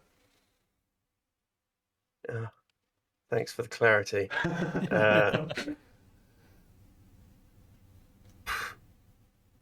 All right, midfielders. I was thinking Conor Gallagher, but it can't be him. Not Bruno over there. Ignore that. Because he scored. Yeah, I mean, I literally have no idea. I can't even think of any other midfielders that might even come close to that many assists. Pass. Okay. And the player plays for Manchester United. Someone at Old Trafford's got 7 assists. I don't believe it. A midfielder. Right, Manchester United midfielders. Here we go then.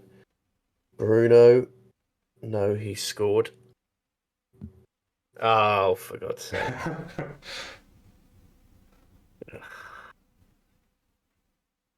No, he's even giving me the rub down when he's not even fit. It's Pogba, isn't it? Yeah, it is Paul Pogba. Yeah, Pogba. Pogba has 7 assists. He got the same. He got didn't he get like 4 assists in the first game? He got 4 assists in the first game week, so he got the same amount of assists as Trent in one game week. Man, that's an ideal quiz question then. That one. Yeah, it's like one of them ones. That's like too bad. if you know it, you know it. That's brutal. But Brutal. He is quite far though ahead of the top of the assists. So well, he's not that, but he is top of the assists. But yeah. Surely Salah's top of the assists, isn't he? Oh yeah, I don't, He's it's a smashing different everyone. animal, isn't In it? both. In fairness, I Oh, mean, yeah. Take Salah and put him on his appropriate planet. in fairness, And then look at the rest of them. Let me check. Oh yeah, he is. No, yeah, he's got 8. Salah's got to be quite high up there. Yeah, he's got 8. Yeah, I couldn't remember if it was 8 or 6. So yeah, he has got more. Right, so back to you, Charlie. That's 1 point for Sam. So your player, Charlie, has got 2 goals and 6 assists. Okay. That's quite middling. 6 assists, I suppose, is quite a lot, but 2 goals. So I guess we're assuming again it's either a midfielder or defender, unlikely to be a striker. But I can't think of any. Like we discussed, I think the likes of Trent and Cancelo are top of defender assists, and they've got 4. So I guess that makes it a midfielder.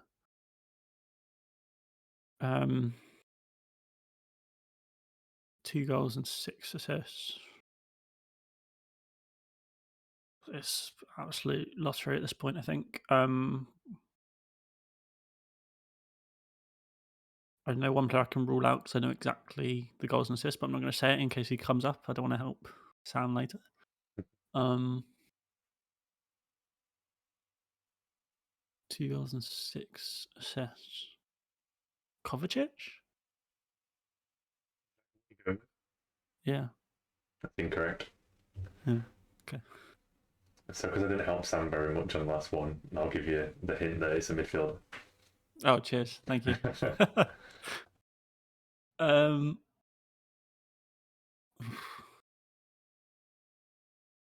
goals and 6 assists.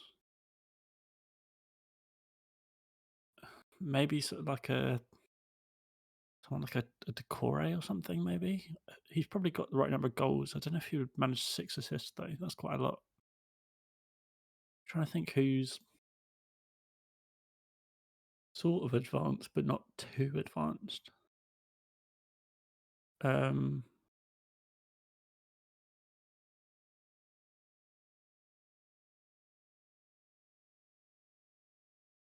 is quite a lot of assists. I don't know. I'm not even sure what a reasonable guess would be at this point. Saka, I don't know. Guess. Incorrect. I think this last clue doesn't make it that clear either, to be fair. So this player plays for West Ham. West Ham. So we're thinking the likes of Ben Rama. I don't think it is because I think he's got more than 2 goals. So that leaves us with probably Fornals or who's the other one? Bowen. Fornals or Bowen? Well, Fornals didn't he get 2 against Liverpool? And I'm sure he scored before because I talked about potentially thinking about him as an option instead of Ben Rama at one point. So that probably leaves me with Bowen. Has Bowen got 6 assists though? That's such a lot for whoever it is. Well, those are the only 3 options. Don't think it's Ben Rama. Don't think it's Fornals because I think he's scored more now. So that leaves me with no other option. So I think it's Bowen. Yep, that's correct. He's got 6 assists. That's so many. Yeah, he did get 2 against Liverpool as well. Right. Fornals only scored once against Liverpool, but he has got 4 goals. And Ben Rama's got 3 goals.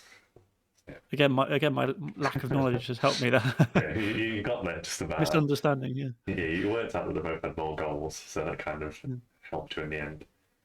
Right, so back to Sam for your final one. Sam, last chance. You're currently 1 point behind. Right, okay, we need a 3-pointer here. Yeah, so your final player has 4 goals and 4 assists.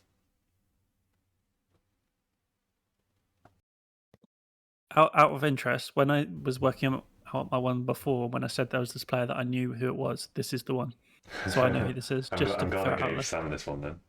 Yeah. You know who this is? Yep, because I was looking at him earlier. Crikey, that doesn't make it any easier. That's probably a clue. I don't know if that's a clue or not. That's fine. I'll throw it out there. But yeah, I just wanted to say that I'm happy that I refrained from saying who it was when I was guessing earlier.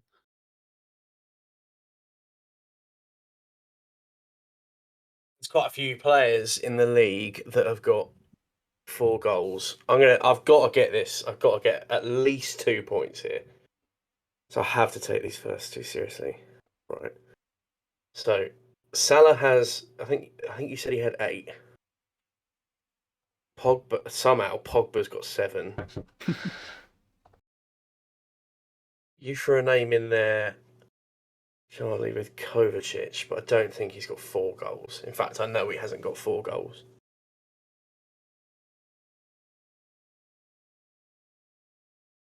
Has Cancelo got 4 goals? I don't think so. I feel like I'd know about it. Well, we'd all know about it. Well, I feel like, well, maybe he has. I don't think he has, though.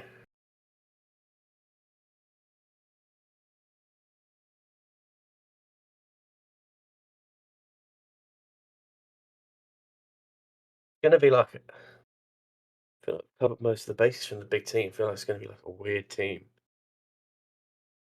Okay,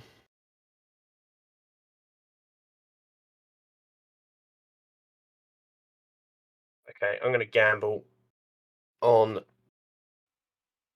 Mbeumo. Incorrect.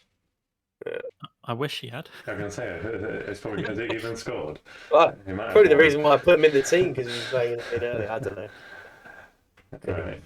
I'm going to be a bit more generous with you on this clue because you're losing by 1 point and Charlie is also winning from 1 point from round 1. So if you need 2 points to at least tie, and then Charlie just needs 1 point to win. So basically, this is this is a pity clue. Well, he has to get it now, and then Charlie gets it completely wrong. So this player plays for Crystal Palace. Gallagher. Yeah, that is correct.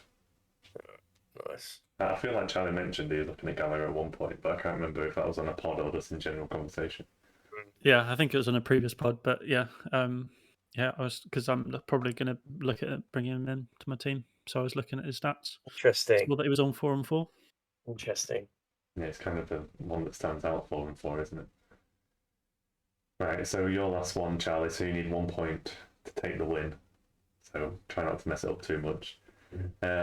So your player has scored 2 goals and has 5 assists.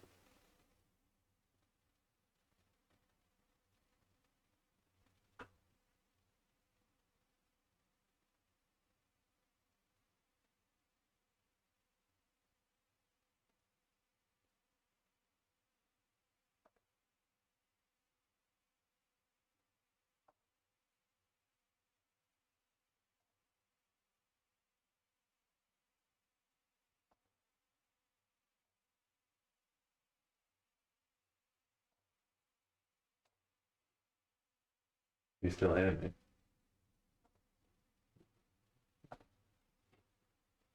I can hear you guys. Can you hear me? Yeah. Were you talking there? Okay. Because I don't know if mine just cut out the call then. Because I said I've- I said the goals and the assists, and then I didn't hear anything. So I thought like it said the call like went down to 1 bar, so I wasn't sure. Yeah, no, Yeah, I couldn't hear anyone for a second or two there. Yeah, I Yeah, think it and looks fine I've got now. the stream up and it was buffering, so I don't know if that was maybe. Yeah, your I've end just as well. seen it's gone. Yeah, it's gone red. I don't know why, but yeah, it seems to be all right. Yeah, the conversation's gone on green bar again, so you're fine. So did you hear the goals and the assists? No, I didn't. Oh, sorry, because I literally said them and it went silent. I was like, so your player has got 2 goals and 5 assists. 2 goals and 5 assists. And how many guesses have I got in this? I need to get at least one. Yeah, you Or just need two, to, you wasn't need to get 1 point to win. 1 point. So Okay. you need to totally get So it I've wrong. got a bit of breathing room. 2 goals and 5 assists. Well, unless I change my clues, there's like no way you can get 1 point really on this. I'm trying not to be a corrupt quizmaster here, but I feel like 2 goals and 5 assists sounds like a midfielder, so I'd probably. We've kind of covered off a lot of them though so far. So I guess I'm just going to go back to my old guess of Kovacic because I think he's in ballpark of that. I think correct. Yeah. So, One day it will be Kovacic and I'll be right. Yeah, I probably would have changed it if I knew that Kovacic was coming. So your player plays for Man City. Oh. 2 goals and 5. Well, Cancelo's got 4, so it's not him.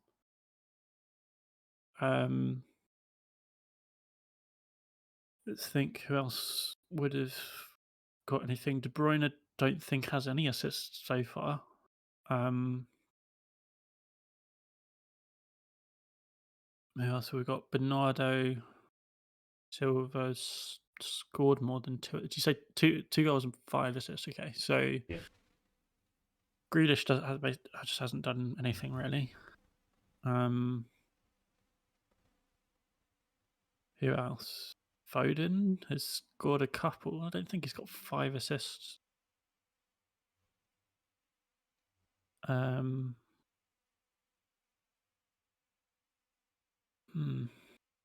Mahrez? Surely he hasn't got 5 assists either. It's got 5 assists. It's got to be someone that's either got a lot of them in one game or has been playing a lot. I'm going to guess Foden based on minutes, but I've got no idea really. That is incorrect. Okay. I'm conflicted here. I feel like for the integrity of the quiz, I have to give the original clue. So this kind of rules it out. So this player is a striker. Oh, where's Jesus? They don't have any others. Yeah, for the integrity of me trying to fiddle it there. Yeah, it's Jesus. There's no one really close in the City except for Cancelo. There's no like midfield options with that amount of assists. Yeah. So yeah, it's Jesus, and you take the win child over your 1 point there. Victorious. Yeah. Love it. Well done. So that makes it 6-5 to you. Got to keep it tight, so I'm sure Sam will win next time. But at least we actually had it. At least it was decided this time. We didn't have to do a tiebreaker as usual. Yeah, that was good again. We got there in the end. Yeah, apologies for where it cut out there in the middle of the call to you guys and on the. Well, I think the stream buffered, but it was the recording kept going, so it didn't cut out my recording. Luckily, so we're still good to keep going.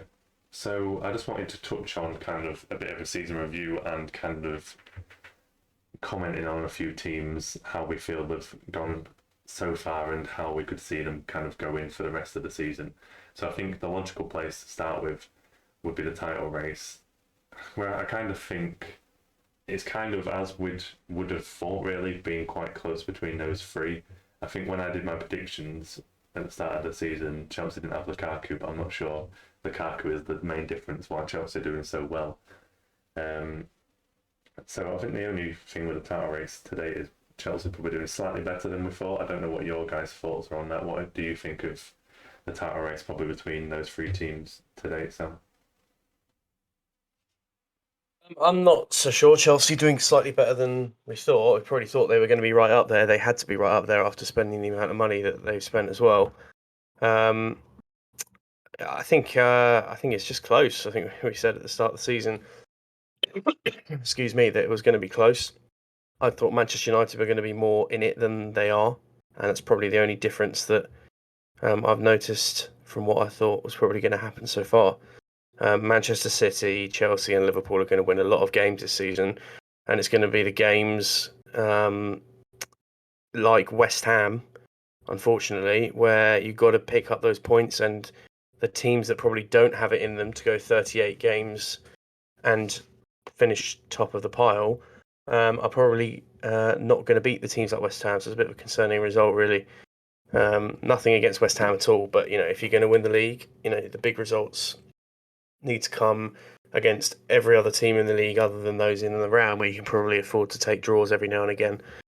So I wasn't too concerned when Liverpool got a draw against Chelsea earlier in the season, as long as you go and beat the teams around you. And the couple of acid tests and the banana skins against Brighton at home, draw, West Ham away, loss. It's not the not quite 6 points you probably need from those to be challenging for the league.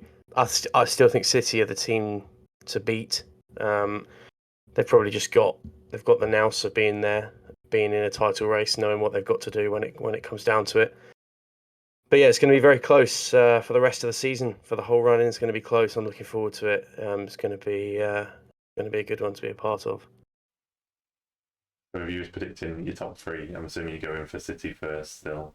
Wait, would you be back in? Yeah, I think I had Chelsea? I think I had City, Liverpool, Chelsea, Man United in the top four when we did the predictions at the start of the season, and I would probably put Chelsea above Liverpool in that outcome based on what I've seen so far. But I would be questioning whether Manchester United have got it in them to get in the top four, to be perfectly honest. Yeah, I don't think that prediction you've done is going to be that far out. I wouldn't be surprised if it ended up like that, but obviously it depends what United turns up and what happens with the whole situation. But we've seen a lot of it depends as well. Sorry to butt in. A lot of it depends on what happens in the Champions League, what happens in European competition. I've got a feeling this year that Liverpool are going to make a run in Europe. So we'll see what happens with that one. But wouldn't surprise me if they did go on to really challenge in Europe. Yeah, they might decide to focus on that if they fall a few points off that, so it can definitely change their performance. What are your feelings about it, Charlie? How do you see the title race so far and it going for the rest of the season? I agree with the points that Sam's made so far. I think I do, especially on that last point. I think that sort of knockout stages of Europe are really where we start to see some differences in focus. And I think, especially over the last couple of seasons, Liverpool particularly have, because of maybe not having quite the strength and depth of Man City have had to focus on one or the other, and have obviously excelled in doing that, but not being able to manage on both fronts. Whereas I think still you would say Man City, of anyone, have the best depth of squad to be able to deal with both competitions if needed. Yeah, I don't know. I think I kind of want it to be Man City just because I prefer the football they play to Chelsea, but it does feel like Chelsea have this kind of nous of being able to grind out these results at the moment, which, especially once you throw Lukaku back in there, it does make them a real contender. So I think I would probably go with what Sam said. I think I would go Man City first and Chelsea second, Liverpool third now. And yeah, unless there's any dramatic change, I really don't see Man United getting into fourth at this stage. I guess it will be interesting to review this again in like 10 or so weeks after this long run of good fixtures for Man U, because that might change things again. I'm sure it will make things look a little bit more positive, but that's probably just sort of papering over the cracks a little bit because the fixture run is so nice. But that's going to be in the same period as, for example, we've got our next game's against Liverpool. I think we've got Chelsea coming up as well, or maybe not Chelsea, but a couple of tough fixtures coming up. And so I think we're more likely to drop a few points, whereas I feel like Man United should pick up them. So I think, and also I think West Ham, despite doing so well, it's absolutely ridiculous some of the media comments that are starting to talk about title contention. I mean, we are in November, so it's a massive way off. And I think the key part for them is going to be knockout stages of the Europa and how they manage that, because they have the potential to go quite deep in that competition. So it is going to be appealing for them to try and push for that, and they definitely do not have the squad to be able to deal with both adequately. So I could see them quite easily dropping down into sort of 5th, 6th, 7th based on that. And in all likelihood, we probably expect Antonio to get injured at some stage. And if that happens, that is going to start to be a real problem for them. But yeah, I think I would probably still just edge it to Man City as favourites at the moment, but certainly see it as probably a 2 or 3 horse race between the three of them, but Man City for now. Yeah, I think very much on the West Ham point, I think they'll have to kind of make a decision in February if they want to push on with the league, wherever they are in the league, or if they want to prioritise Europa. It's one of them difficult. It's kind of what we mentioned with Liverpool as well, if they've got a good cup run. So it's going to be a difficult balance, especially with that squad, unless West Ham decide to invest in January and get a few players in to try and deal with both competitions. But it's definitely going to be interesting to see. But if you was making a bet now, Charlie, on who would finish 4th, who would you be betting on? Assuming the top 3 is a given. Yeah. I think you'd probably get your best odds on Arsenal in terms of actually betting. And I think this is something where I would let my own bias influence me a bit. I think, and the problem is as well at this stage, we are at the very sort of height of different clubs in being in different forms. And Man United is probably in the worst form that they're going to be in over the season. I think Arsenal are probably at the opposite, and West Ham are probably somewhere in between. So the problem with kind of factoring that in is that you're probably going to see those start to regress a little bit. So, like I'm saying about this fixture run, I expect Man United to pick up more points than Arsenal over the next maybe 10 weeks. So I think it's and I guess it depends what we think about the likes of Spurs, whether the Conte can do enough within this one season. I personally probably don't think so, just because Conte's going to want to spend money, and I don't think either they won't be able to get the ones that they want in January, or they just won't be able to spend as much as he wants them to. So I don't think Spurs are in the conversation. I think Leicester are 2 off at the moment now to consider them at this point for 4th, maybe for lower, but I don't think 4th. So I think on current viewing, it would be between West Ham, Arsenal, and Man U, and I think just a bias in me I would try and go for Arsenal, but if I was being pessimistic, I'd say Man U, but I don't see how it's going to be turned around as much as it needs to get Man U into 4th. Sit on the fence there and not give us an answer, but yeah, that's basically what I did. I spoke around it for a long time. I'm going to go with Arsenal just because of my bias. Yeah, I think, like you said, we'll get a better view when we get to like January time, where we're just over halfway through the season and everyone will have played everyone, so we can't really take that kind of we've played harder fixtures into account. So I think we'll get a definitely better view at that point. But yeah, I think you never know. Spurs could make a run for that top 4. But if you was to make a bet now, Sam, who would you be back in for 4th?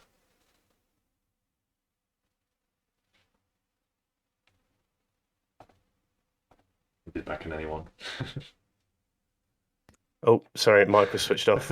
I just came in straight with West Ham. Let's just take a reality check and say that it was only a few weeks ago that we were talking about Arsenal fluttering around the relegation zone. Yeah.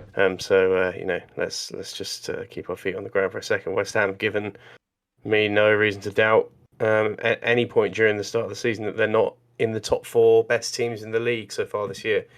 So as Charlie says, you get a good price on Arsenal for good reason. I think West Ham are probably the ones that I'd be putting my money on if it wasn't to be Manchester United. Having said that, I still think Manchester United will probably get there, more because the others will run out of steam over the course of the season. Yeah, it tends to be like when you get to the end. I think we've seen it with like Leicester the last 2 seasons. They've been doing quite well for like 2/3 of the season, then dropped away. I think the first season they lost out to Man United, who were quite a way back, and then you did it with Liverpool, and Chelsea kind of clawed them back last season as well. So you kind of see when you get to the depths of the season, the squads.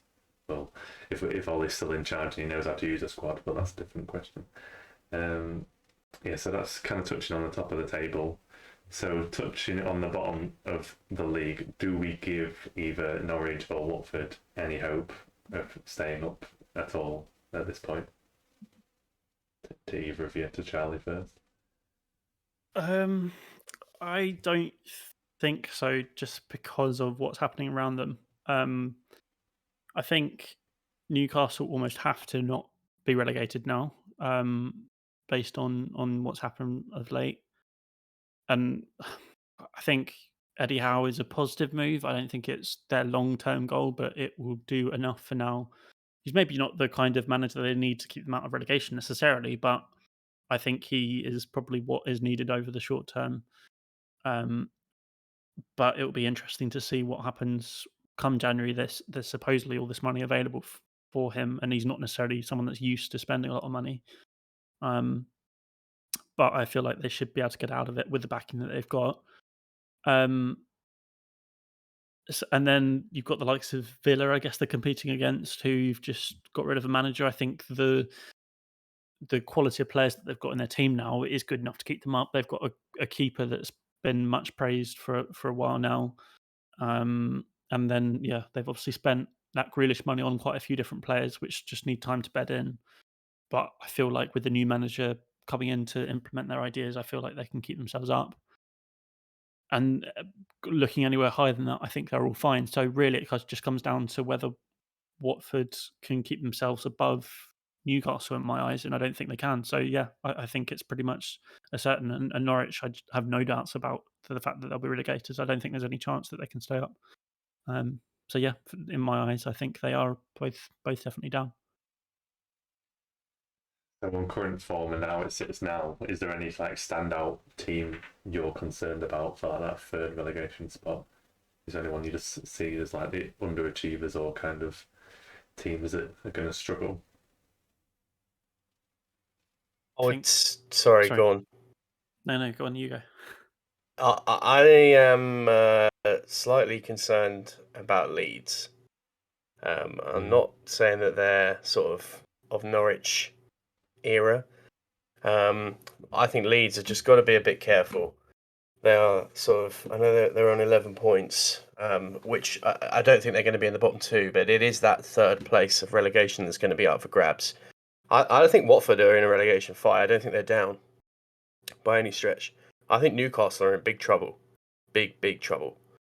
Because there's a lot of games to play before January, and they pretty much need a whole back four before they can even think about trying to, stay up.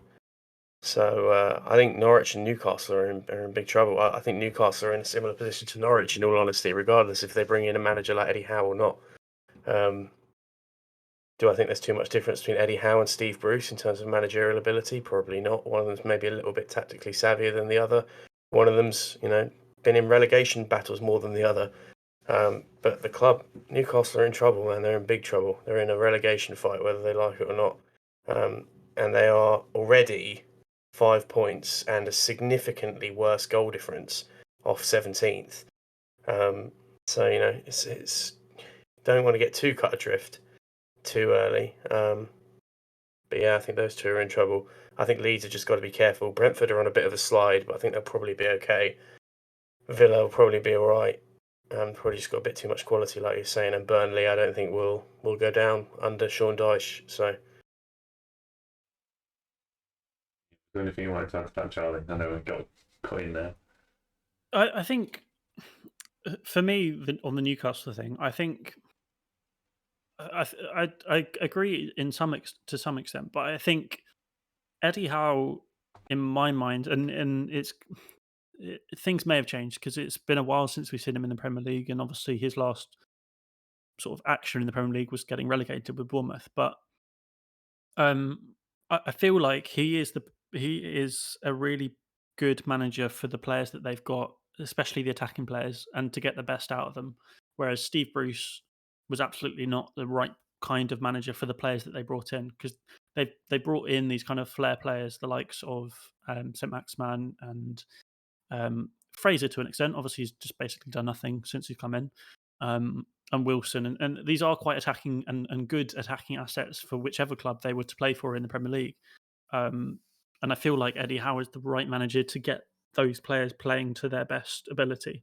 And therefore, I think they'll be the kind of team exactly like we saw Bournemouth in their pomp of just being the kind of team that will look to outscore other teams. And whilst there is a big bonus to being defensively sound, and that tends to keep most teams up if they can at least build off that base, they do need regular goal scorers, and I think Eddie Howe is the best manager for them to, or at that level at least, to get them doing that. And I think they've got the quality of players in that team with his management, who's obviously worked with them a lot of those players before. I feel like that's going to be a good move for them, and I think they've got enough to certainly get up ahead of Watford. And at the moment, I feel like Burnley are just on a big slump. They defensively are obviously they've had that point against Chelsea, but it feels like it's finally got to that point where it's got progressively worse. Nothing's really changed. They brought in Cornet. That was a progressive signing, I guess you could say, compared to what they're kind of used to. But yeah, it just feels like it's got to that point, similar to what we saw with Bournemouth, where they were kind of in the middling to lower end of the league, playing the same style every sort of season and not adapting. And now it's just one too many. And I think eventually they will have to drop out. And I think this could be that season.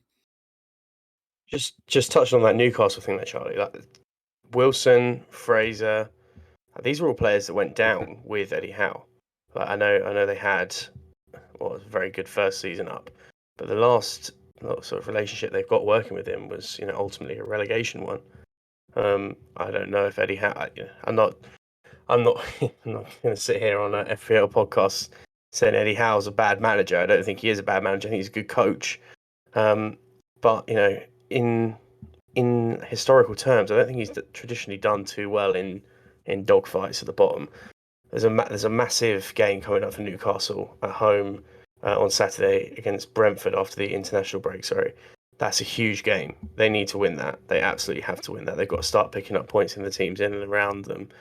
I do agree with you what you're saying about the flair players probably being more suited to Eddie Howe's tactics. But ultimately, it was a Championship 11 that got relegated with Bournemouth, with probably Wilson in it.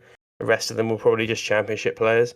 And at the moment, outside of St. Maximin, Newcastle have got a Championship 11. I just think they don't think they've got the quality. I really don't think they've got the quality to stay up. Yeah, I was just going to touch on the Burnley as well. I think Burnley have shown a bit in the last few weeks that they can get back to how they normally. They seem to always take a few games in the season, don't they, to actually get going. But especially that game, obviously, again, it was against Brentford, who you can't again gauge. They looked pretty good in that and got the point away at Chelsea. So at least they've shown a bit that they could actually get out of that situation. I can still see the third from bottom, but I get what you mean about Burnley. You always have these teams, don't you, that kind of are in there for like a few years and then they get kind of worked out and then slip back down. And I feel if Villa don't get this managerial appointment correct, they're going to struggle big time. They've got the players, really. Well, yeah, they've got a decent enough squad, but I understand they've spread the funds with Grealish, but I'm not. The players they brought in haven't set the world alight. You've got Ings, who's got the Premier League quality there, but he tends to be injured quite a lot. So it's quite a few teams who could be dragged into it, to be fair, who we maybe, even before when we was predicting it, we weren't expecting that, because I don't think we'd expected like a Villa or a Leeds to be pulled into it, but I think that's why it makes it the best league in the world, as we'll say. Did anyone else want to bring anything else up on that relegation bit? No, I think we covered it. Yeah, All good good. stuff. I was just thinking of kind of like over or underachievers. Like we've probably touched on most of the underachievers, and I think we've kind of mentioned it earlier in the pod in different forms about Crystal Palace probably being the most overachieving team. I would say you could argue for like a West Ham or someone. Is there, going to Sam first, is there some particular team that you see as overperforming, or is there any teams in general that you've really enjoyed watching this season, or anything along those lines that you've been impressed by? Well, I think West Ham are certainly candidates for overperforming. But really, maybe Brighton in for a shout in there. I know in their last 5, they've got 4 draws and 1 defeat, but they're still sitting in 7th in the league. They've had a good start to the season. I think a lot of people were saying at the start of the season this might be a tough year for Brighton, but I really like Graham Potter. I think he's a good manager. And he's doing all right there. So I think Brighton are probably candidates in there. In terms of teams I've enjoyed watching, I mean, I'm just looking at the table now. To be perfectly honest, everyone from 8th down has been pretty poor to watch. Like, really, probably including Wolves in that. Haven't had too much enjoyment. I can't think of one performance from Wolves, Spurs, Palace, Everton, Leicester, Southampton, Brentford, Leeds, Villa, Watford, Burnley, Newcastle, or Norwich where I thought, God, that was good. And then there's been at least one performance from everyone in the top 7, including Brighton, where I thought, God, they've got a bit about them, including Manchester United, who I think on the opening day of the season thumped Leeds, and I thought that was one of the big performances that I've seen in recent times, and really set Man United up for what I thought was going to be a good start to the season. Arsenal have recovered really well. Credit to them; they have really turned it around. I thought Arsenal's peak performance was probably against Spurs in the North London derby. I thought they were absolutely brilliant that day. Liverpool have had some good results out and about. They just went on a bit of a run of draws recently, and then obviously the defeat to West Ham. But every week we come on the pod and say Liverpool have been involved in the game of the game week, so they're obviously doing something right in terms of attractive football. And then City and Chelsea have put teams to the sword once or twice, to say the least. I still think the game of the season was my game of the season. The most enjoyable game I've watched so far this season was the Liverpool 3-3 against Brentford. I thought that was an absolute cracker. And then in terms of entertainment value, in terms of footballing quality, is probably the Liverpool City draw. It's been a really, really enjoyable season so far. Yeah, I think I agree with most of that. I think it was a bit harsh on Palace there, saying Palace haven't played decent football, because I think some of maybe. Their football under Vieira, obviously I'm comparing it to under Hodgson as well before. I feel like it's a lot more attacking. I'd say their football's a lot better to watch than Brighton's football, from what I've seen. But it's kind of doing transition, but I've been quite impressed how he's put that style on the team, Vieira, and I don't think we was expecting that. That was one of the teams we was expecting to struggle at the start of the season. So good start for them, but obviously they need to keep it up over the whole season. Was there anything you wanted to add on that, Charlie? Was anyone else that stood out for you? Sam probably took all your fire there. Yeah, literally covered from 1 to 20 through the whole league there. I think, I agree on Palace. I think, especially, I feel like Palace are at the same stage that Brighton were at when they brought Potter in, because in both situations they were moving from a very defence-first manager in Hodgson and Chris Hughton, and then moving into a manager that has a completely different philosophy and has been able to implement it within that first season straight away, and that's always going to be commended. And I think particularly because Vieira's management record hasn't been particularly good. I think he was at the that MLS club linked with Man City, wasn't he? And then he was also at Nice as well in France, and hasn't necessarily done particularly well at either of those clubs. There wasn't a lot of backing to suggest that he was going to do particularly well, and Palace had a big turnover of players as well, and this massive change in style of football. So the fact that they've done so well with all of those sort of variables and kind of unknowing stepping into the season exactly how that was going to pan out has obviously worked out really well for them. And then, I think the only other obvious one is West Ham and Brighton. West Ham absolutely flying, probably more so off the back of what they'd done at the beginning of the season, but still being able to pick up results like the one on the weekend is amazing, particularly with the style of football they're playing. So I think that's really great to see. Again, my hesitation about them is just what happens when it comes to the knockout stages of European football. And yeah, same about Brighton. I think they generally do try and play quite an attacking style of football. I think they really have suffered from Lamptey being out. It's nice to see him coming back in, and it was really good actually watching him play that game against Newcastle, because he just basically does offer that effectively as a right winger. And since they've signed Cucurella as well, that really does emphasise the sort of I guess you call it like dynamicism, or whatever that word is, of the two wing backs being able to get up and down and really supply stuff on the wings. Whereas previously, they had Dan Burn, or however tall he is, 6'7" or something, on as the left wing back. So I think, with players coming back in now, exciting flair players, Brighton particularly are able to kind of step it up a level. And the fact that they're already in 7th says a lot. So yeah, I think that pretty much covers all the sort of overperforming. And I agree, to be honest, bar Palace, anyone 8th or below is kind of very much flattered to deceive. Even in patches, if some of them have done okay going forwards, maybe they've been very shaky at the back. None of them I particularly fancy for being able to progress any further up from the table than where they are. Yeah, that's a good summary of it. Well, even though Sam summarised most of them for us, but yeah, it's a good summary of it all.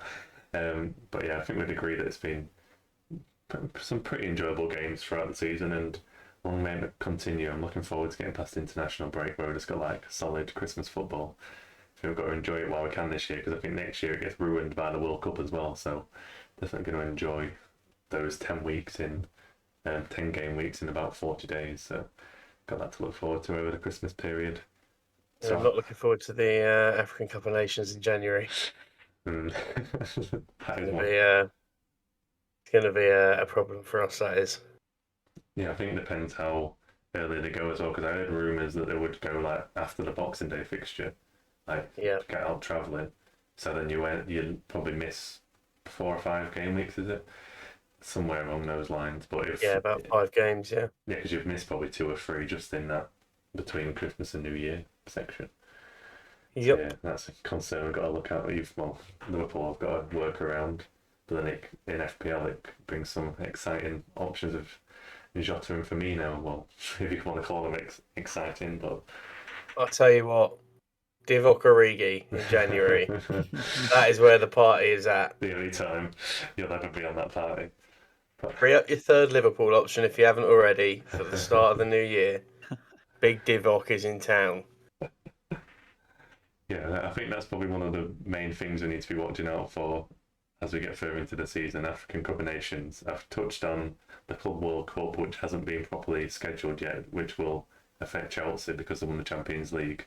I think preliminarily that's been moved to around January time, but I don't think there's been a confirmed date, so that's one to watch out for going forward. And then I think, trying to round it back to FPL at the same time, question for you both, so you've got to, firstly the question to you both is, I think you're both going to say you're happy with your FPL seasons to date, I think, without even questioning you on that. If I was going to you, Charlie, are you happy? I'm sure you're happy to be ranked 14,000 as we sit. Sure you're not going to say no to that. No, exactly. It's this far better in overall rankings than I thought I'd be at this part of the season. And to be honest, one sec. I think what I'm quite happy about is that's kind of come as a result of my wildcard as well. So the kind of long-term moves that I've put in have kind of paid off through the wildcard that I played. Yeah, that's a perfect situation, isn't it? When you use the wildcard and it boosts you up. That's why I'm thinking I've maybe left it too late and wasn't the optimal way to play it, but hopefully I can utilise it well as we come into this next period of the season. But then the question I was going to have on the back of that, Charlie, is there any particular, going into this next stage of the season, coming to the Christmas break, is there any certain fixtures looking to target, certain issues with rotation that you're going to be focusing on in this next period of the season? Are you like concerned about maybe the December fixtures and the potential rotation? So you really want a strong bench along those lines? Anything in particular? Yeah, I guess a strong bench, particularly this season more than ever, has been more important. And yeah, like you say, December fixtures are always the worst for rotation. The problem is, and this is kind of what I was looking at before when I was thinking about strikers, because I'm looking to move Vardy out. There's not a lot of real good fixture stretches for that runs for teams that I want to back. So basically, Man United have the best fixture run over that course of the month. And I don't really want a Man United asset. At a stretch, if I'm feeling interested and really want to go for it, I would potentially look at Ronaldo, but because I feel like I was saying before about how my thoughts going into that Man City game is I still feel like you can score. I absolutely feel like you'll concede. But I feel like there's still goals in it. So especially against those kind of teams, so the likes of Norwich, Brentford, Brighton, Newcastle, Burnley, I do expect you to score. So I feel like that's a potential option. But outside of that, and I guess you've got the teams like Man City, Chelsea, who just expect to win most weeks anyway. Liverpool as well, the same thing. Outside of that, there's not really any great fixture runs that I'm thinking. Okay, up to this point in the season, we've had kind of quite obvious points to target for example, Leeds, for other teams as well, like West Ham, and it's I'm not particularly pleased about the way the fixtures have fallen for this stretch, particularly with the form of the teams that are going to be in good fixtures. So, going to be a bit of a muddle. I think I'm just going to rely on the kind of team setup that I've got now, and basically just focusing on the likes of Man City, Liverpool, Chelsea, who, regardless of what game they have, I'm expecting to turn out a good performance. Difficult with those United assets. I'd even say with Ronaldo, over that Christmas break, you've got the issue with the rotation there as well. We've seen it happen once before, and obviously at the age he is, if you've got games every 3 days, it's a bit difficult. But good point. He could. Well, it depends how he's feeling on any given week. I feel like he probably could, if he was a manager, who'd play every game. But you've got to manage his body at that age at some point. But and then outside of that, like you said, we're not on form, so it's what viable options have you got outside of that? And I think it's, as we've mentioned on the bench, it's a great time of the season to be looking at those value players, like the 5 or 6 million players, especially in midfield, that you kind of know are going to play majority of the games. Like I think you mentioned Gallagher earlier. Like from his performances so far this season, you expect him to play most of the minutes, even if there is an odd game rotated. You've got a quite high likelihood of getting 90 minutes. So I think the key point going into that part of the season is to make sure, even if you're going for a squad of 15 players, that most of them will always start for the club. You might not want to be taking as many risks on someone who's not guaranteed the minutes. So, for example, if Firmino and Jota were fit at the same time, I know Firmino's got a knock at the minute, you might necessarily not want to have Jota in there because you've got that doubt over the minutes. But I think it's just getting those nailed on players over that break could be crucial. But then in the same aspect, I think sometimes the rotation at Christmas is over-egged a bit. Sometimes you don't see a lot of the rotation you expect to see, especially with, when we mention those cheap players, like a team like Crystal Palace might not have the ability to rotate as much as a team like Man City. So you've got to get in the right basket at the right time, I think, there, really. But same question to you as well, Sam. I'm assuming you're pretty happy with your standing at this point in the season.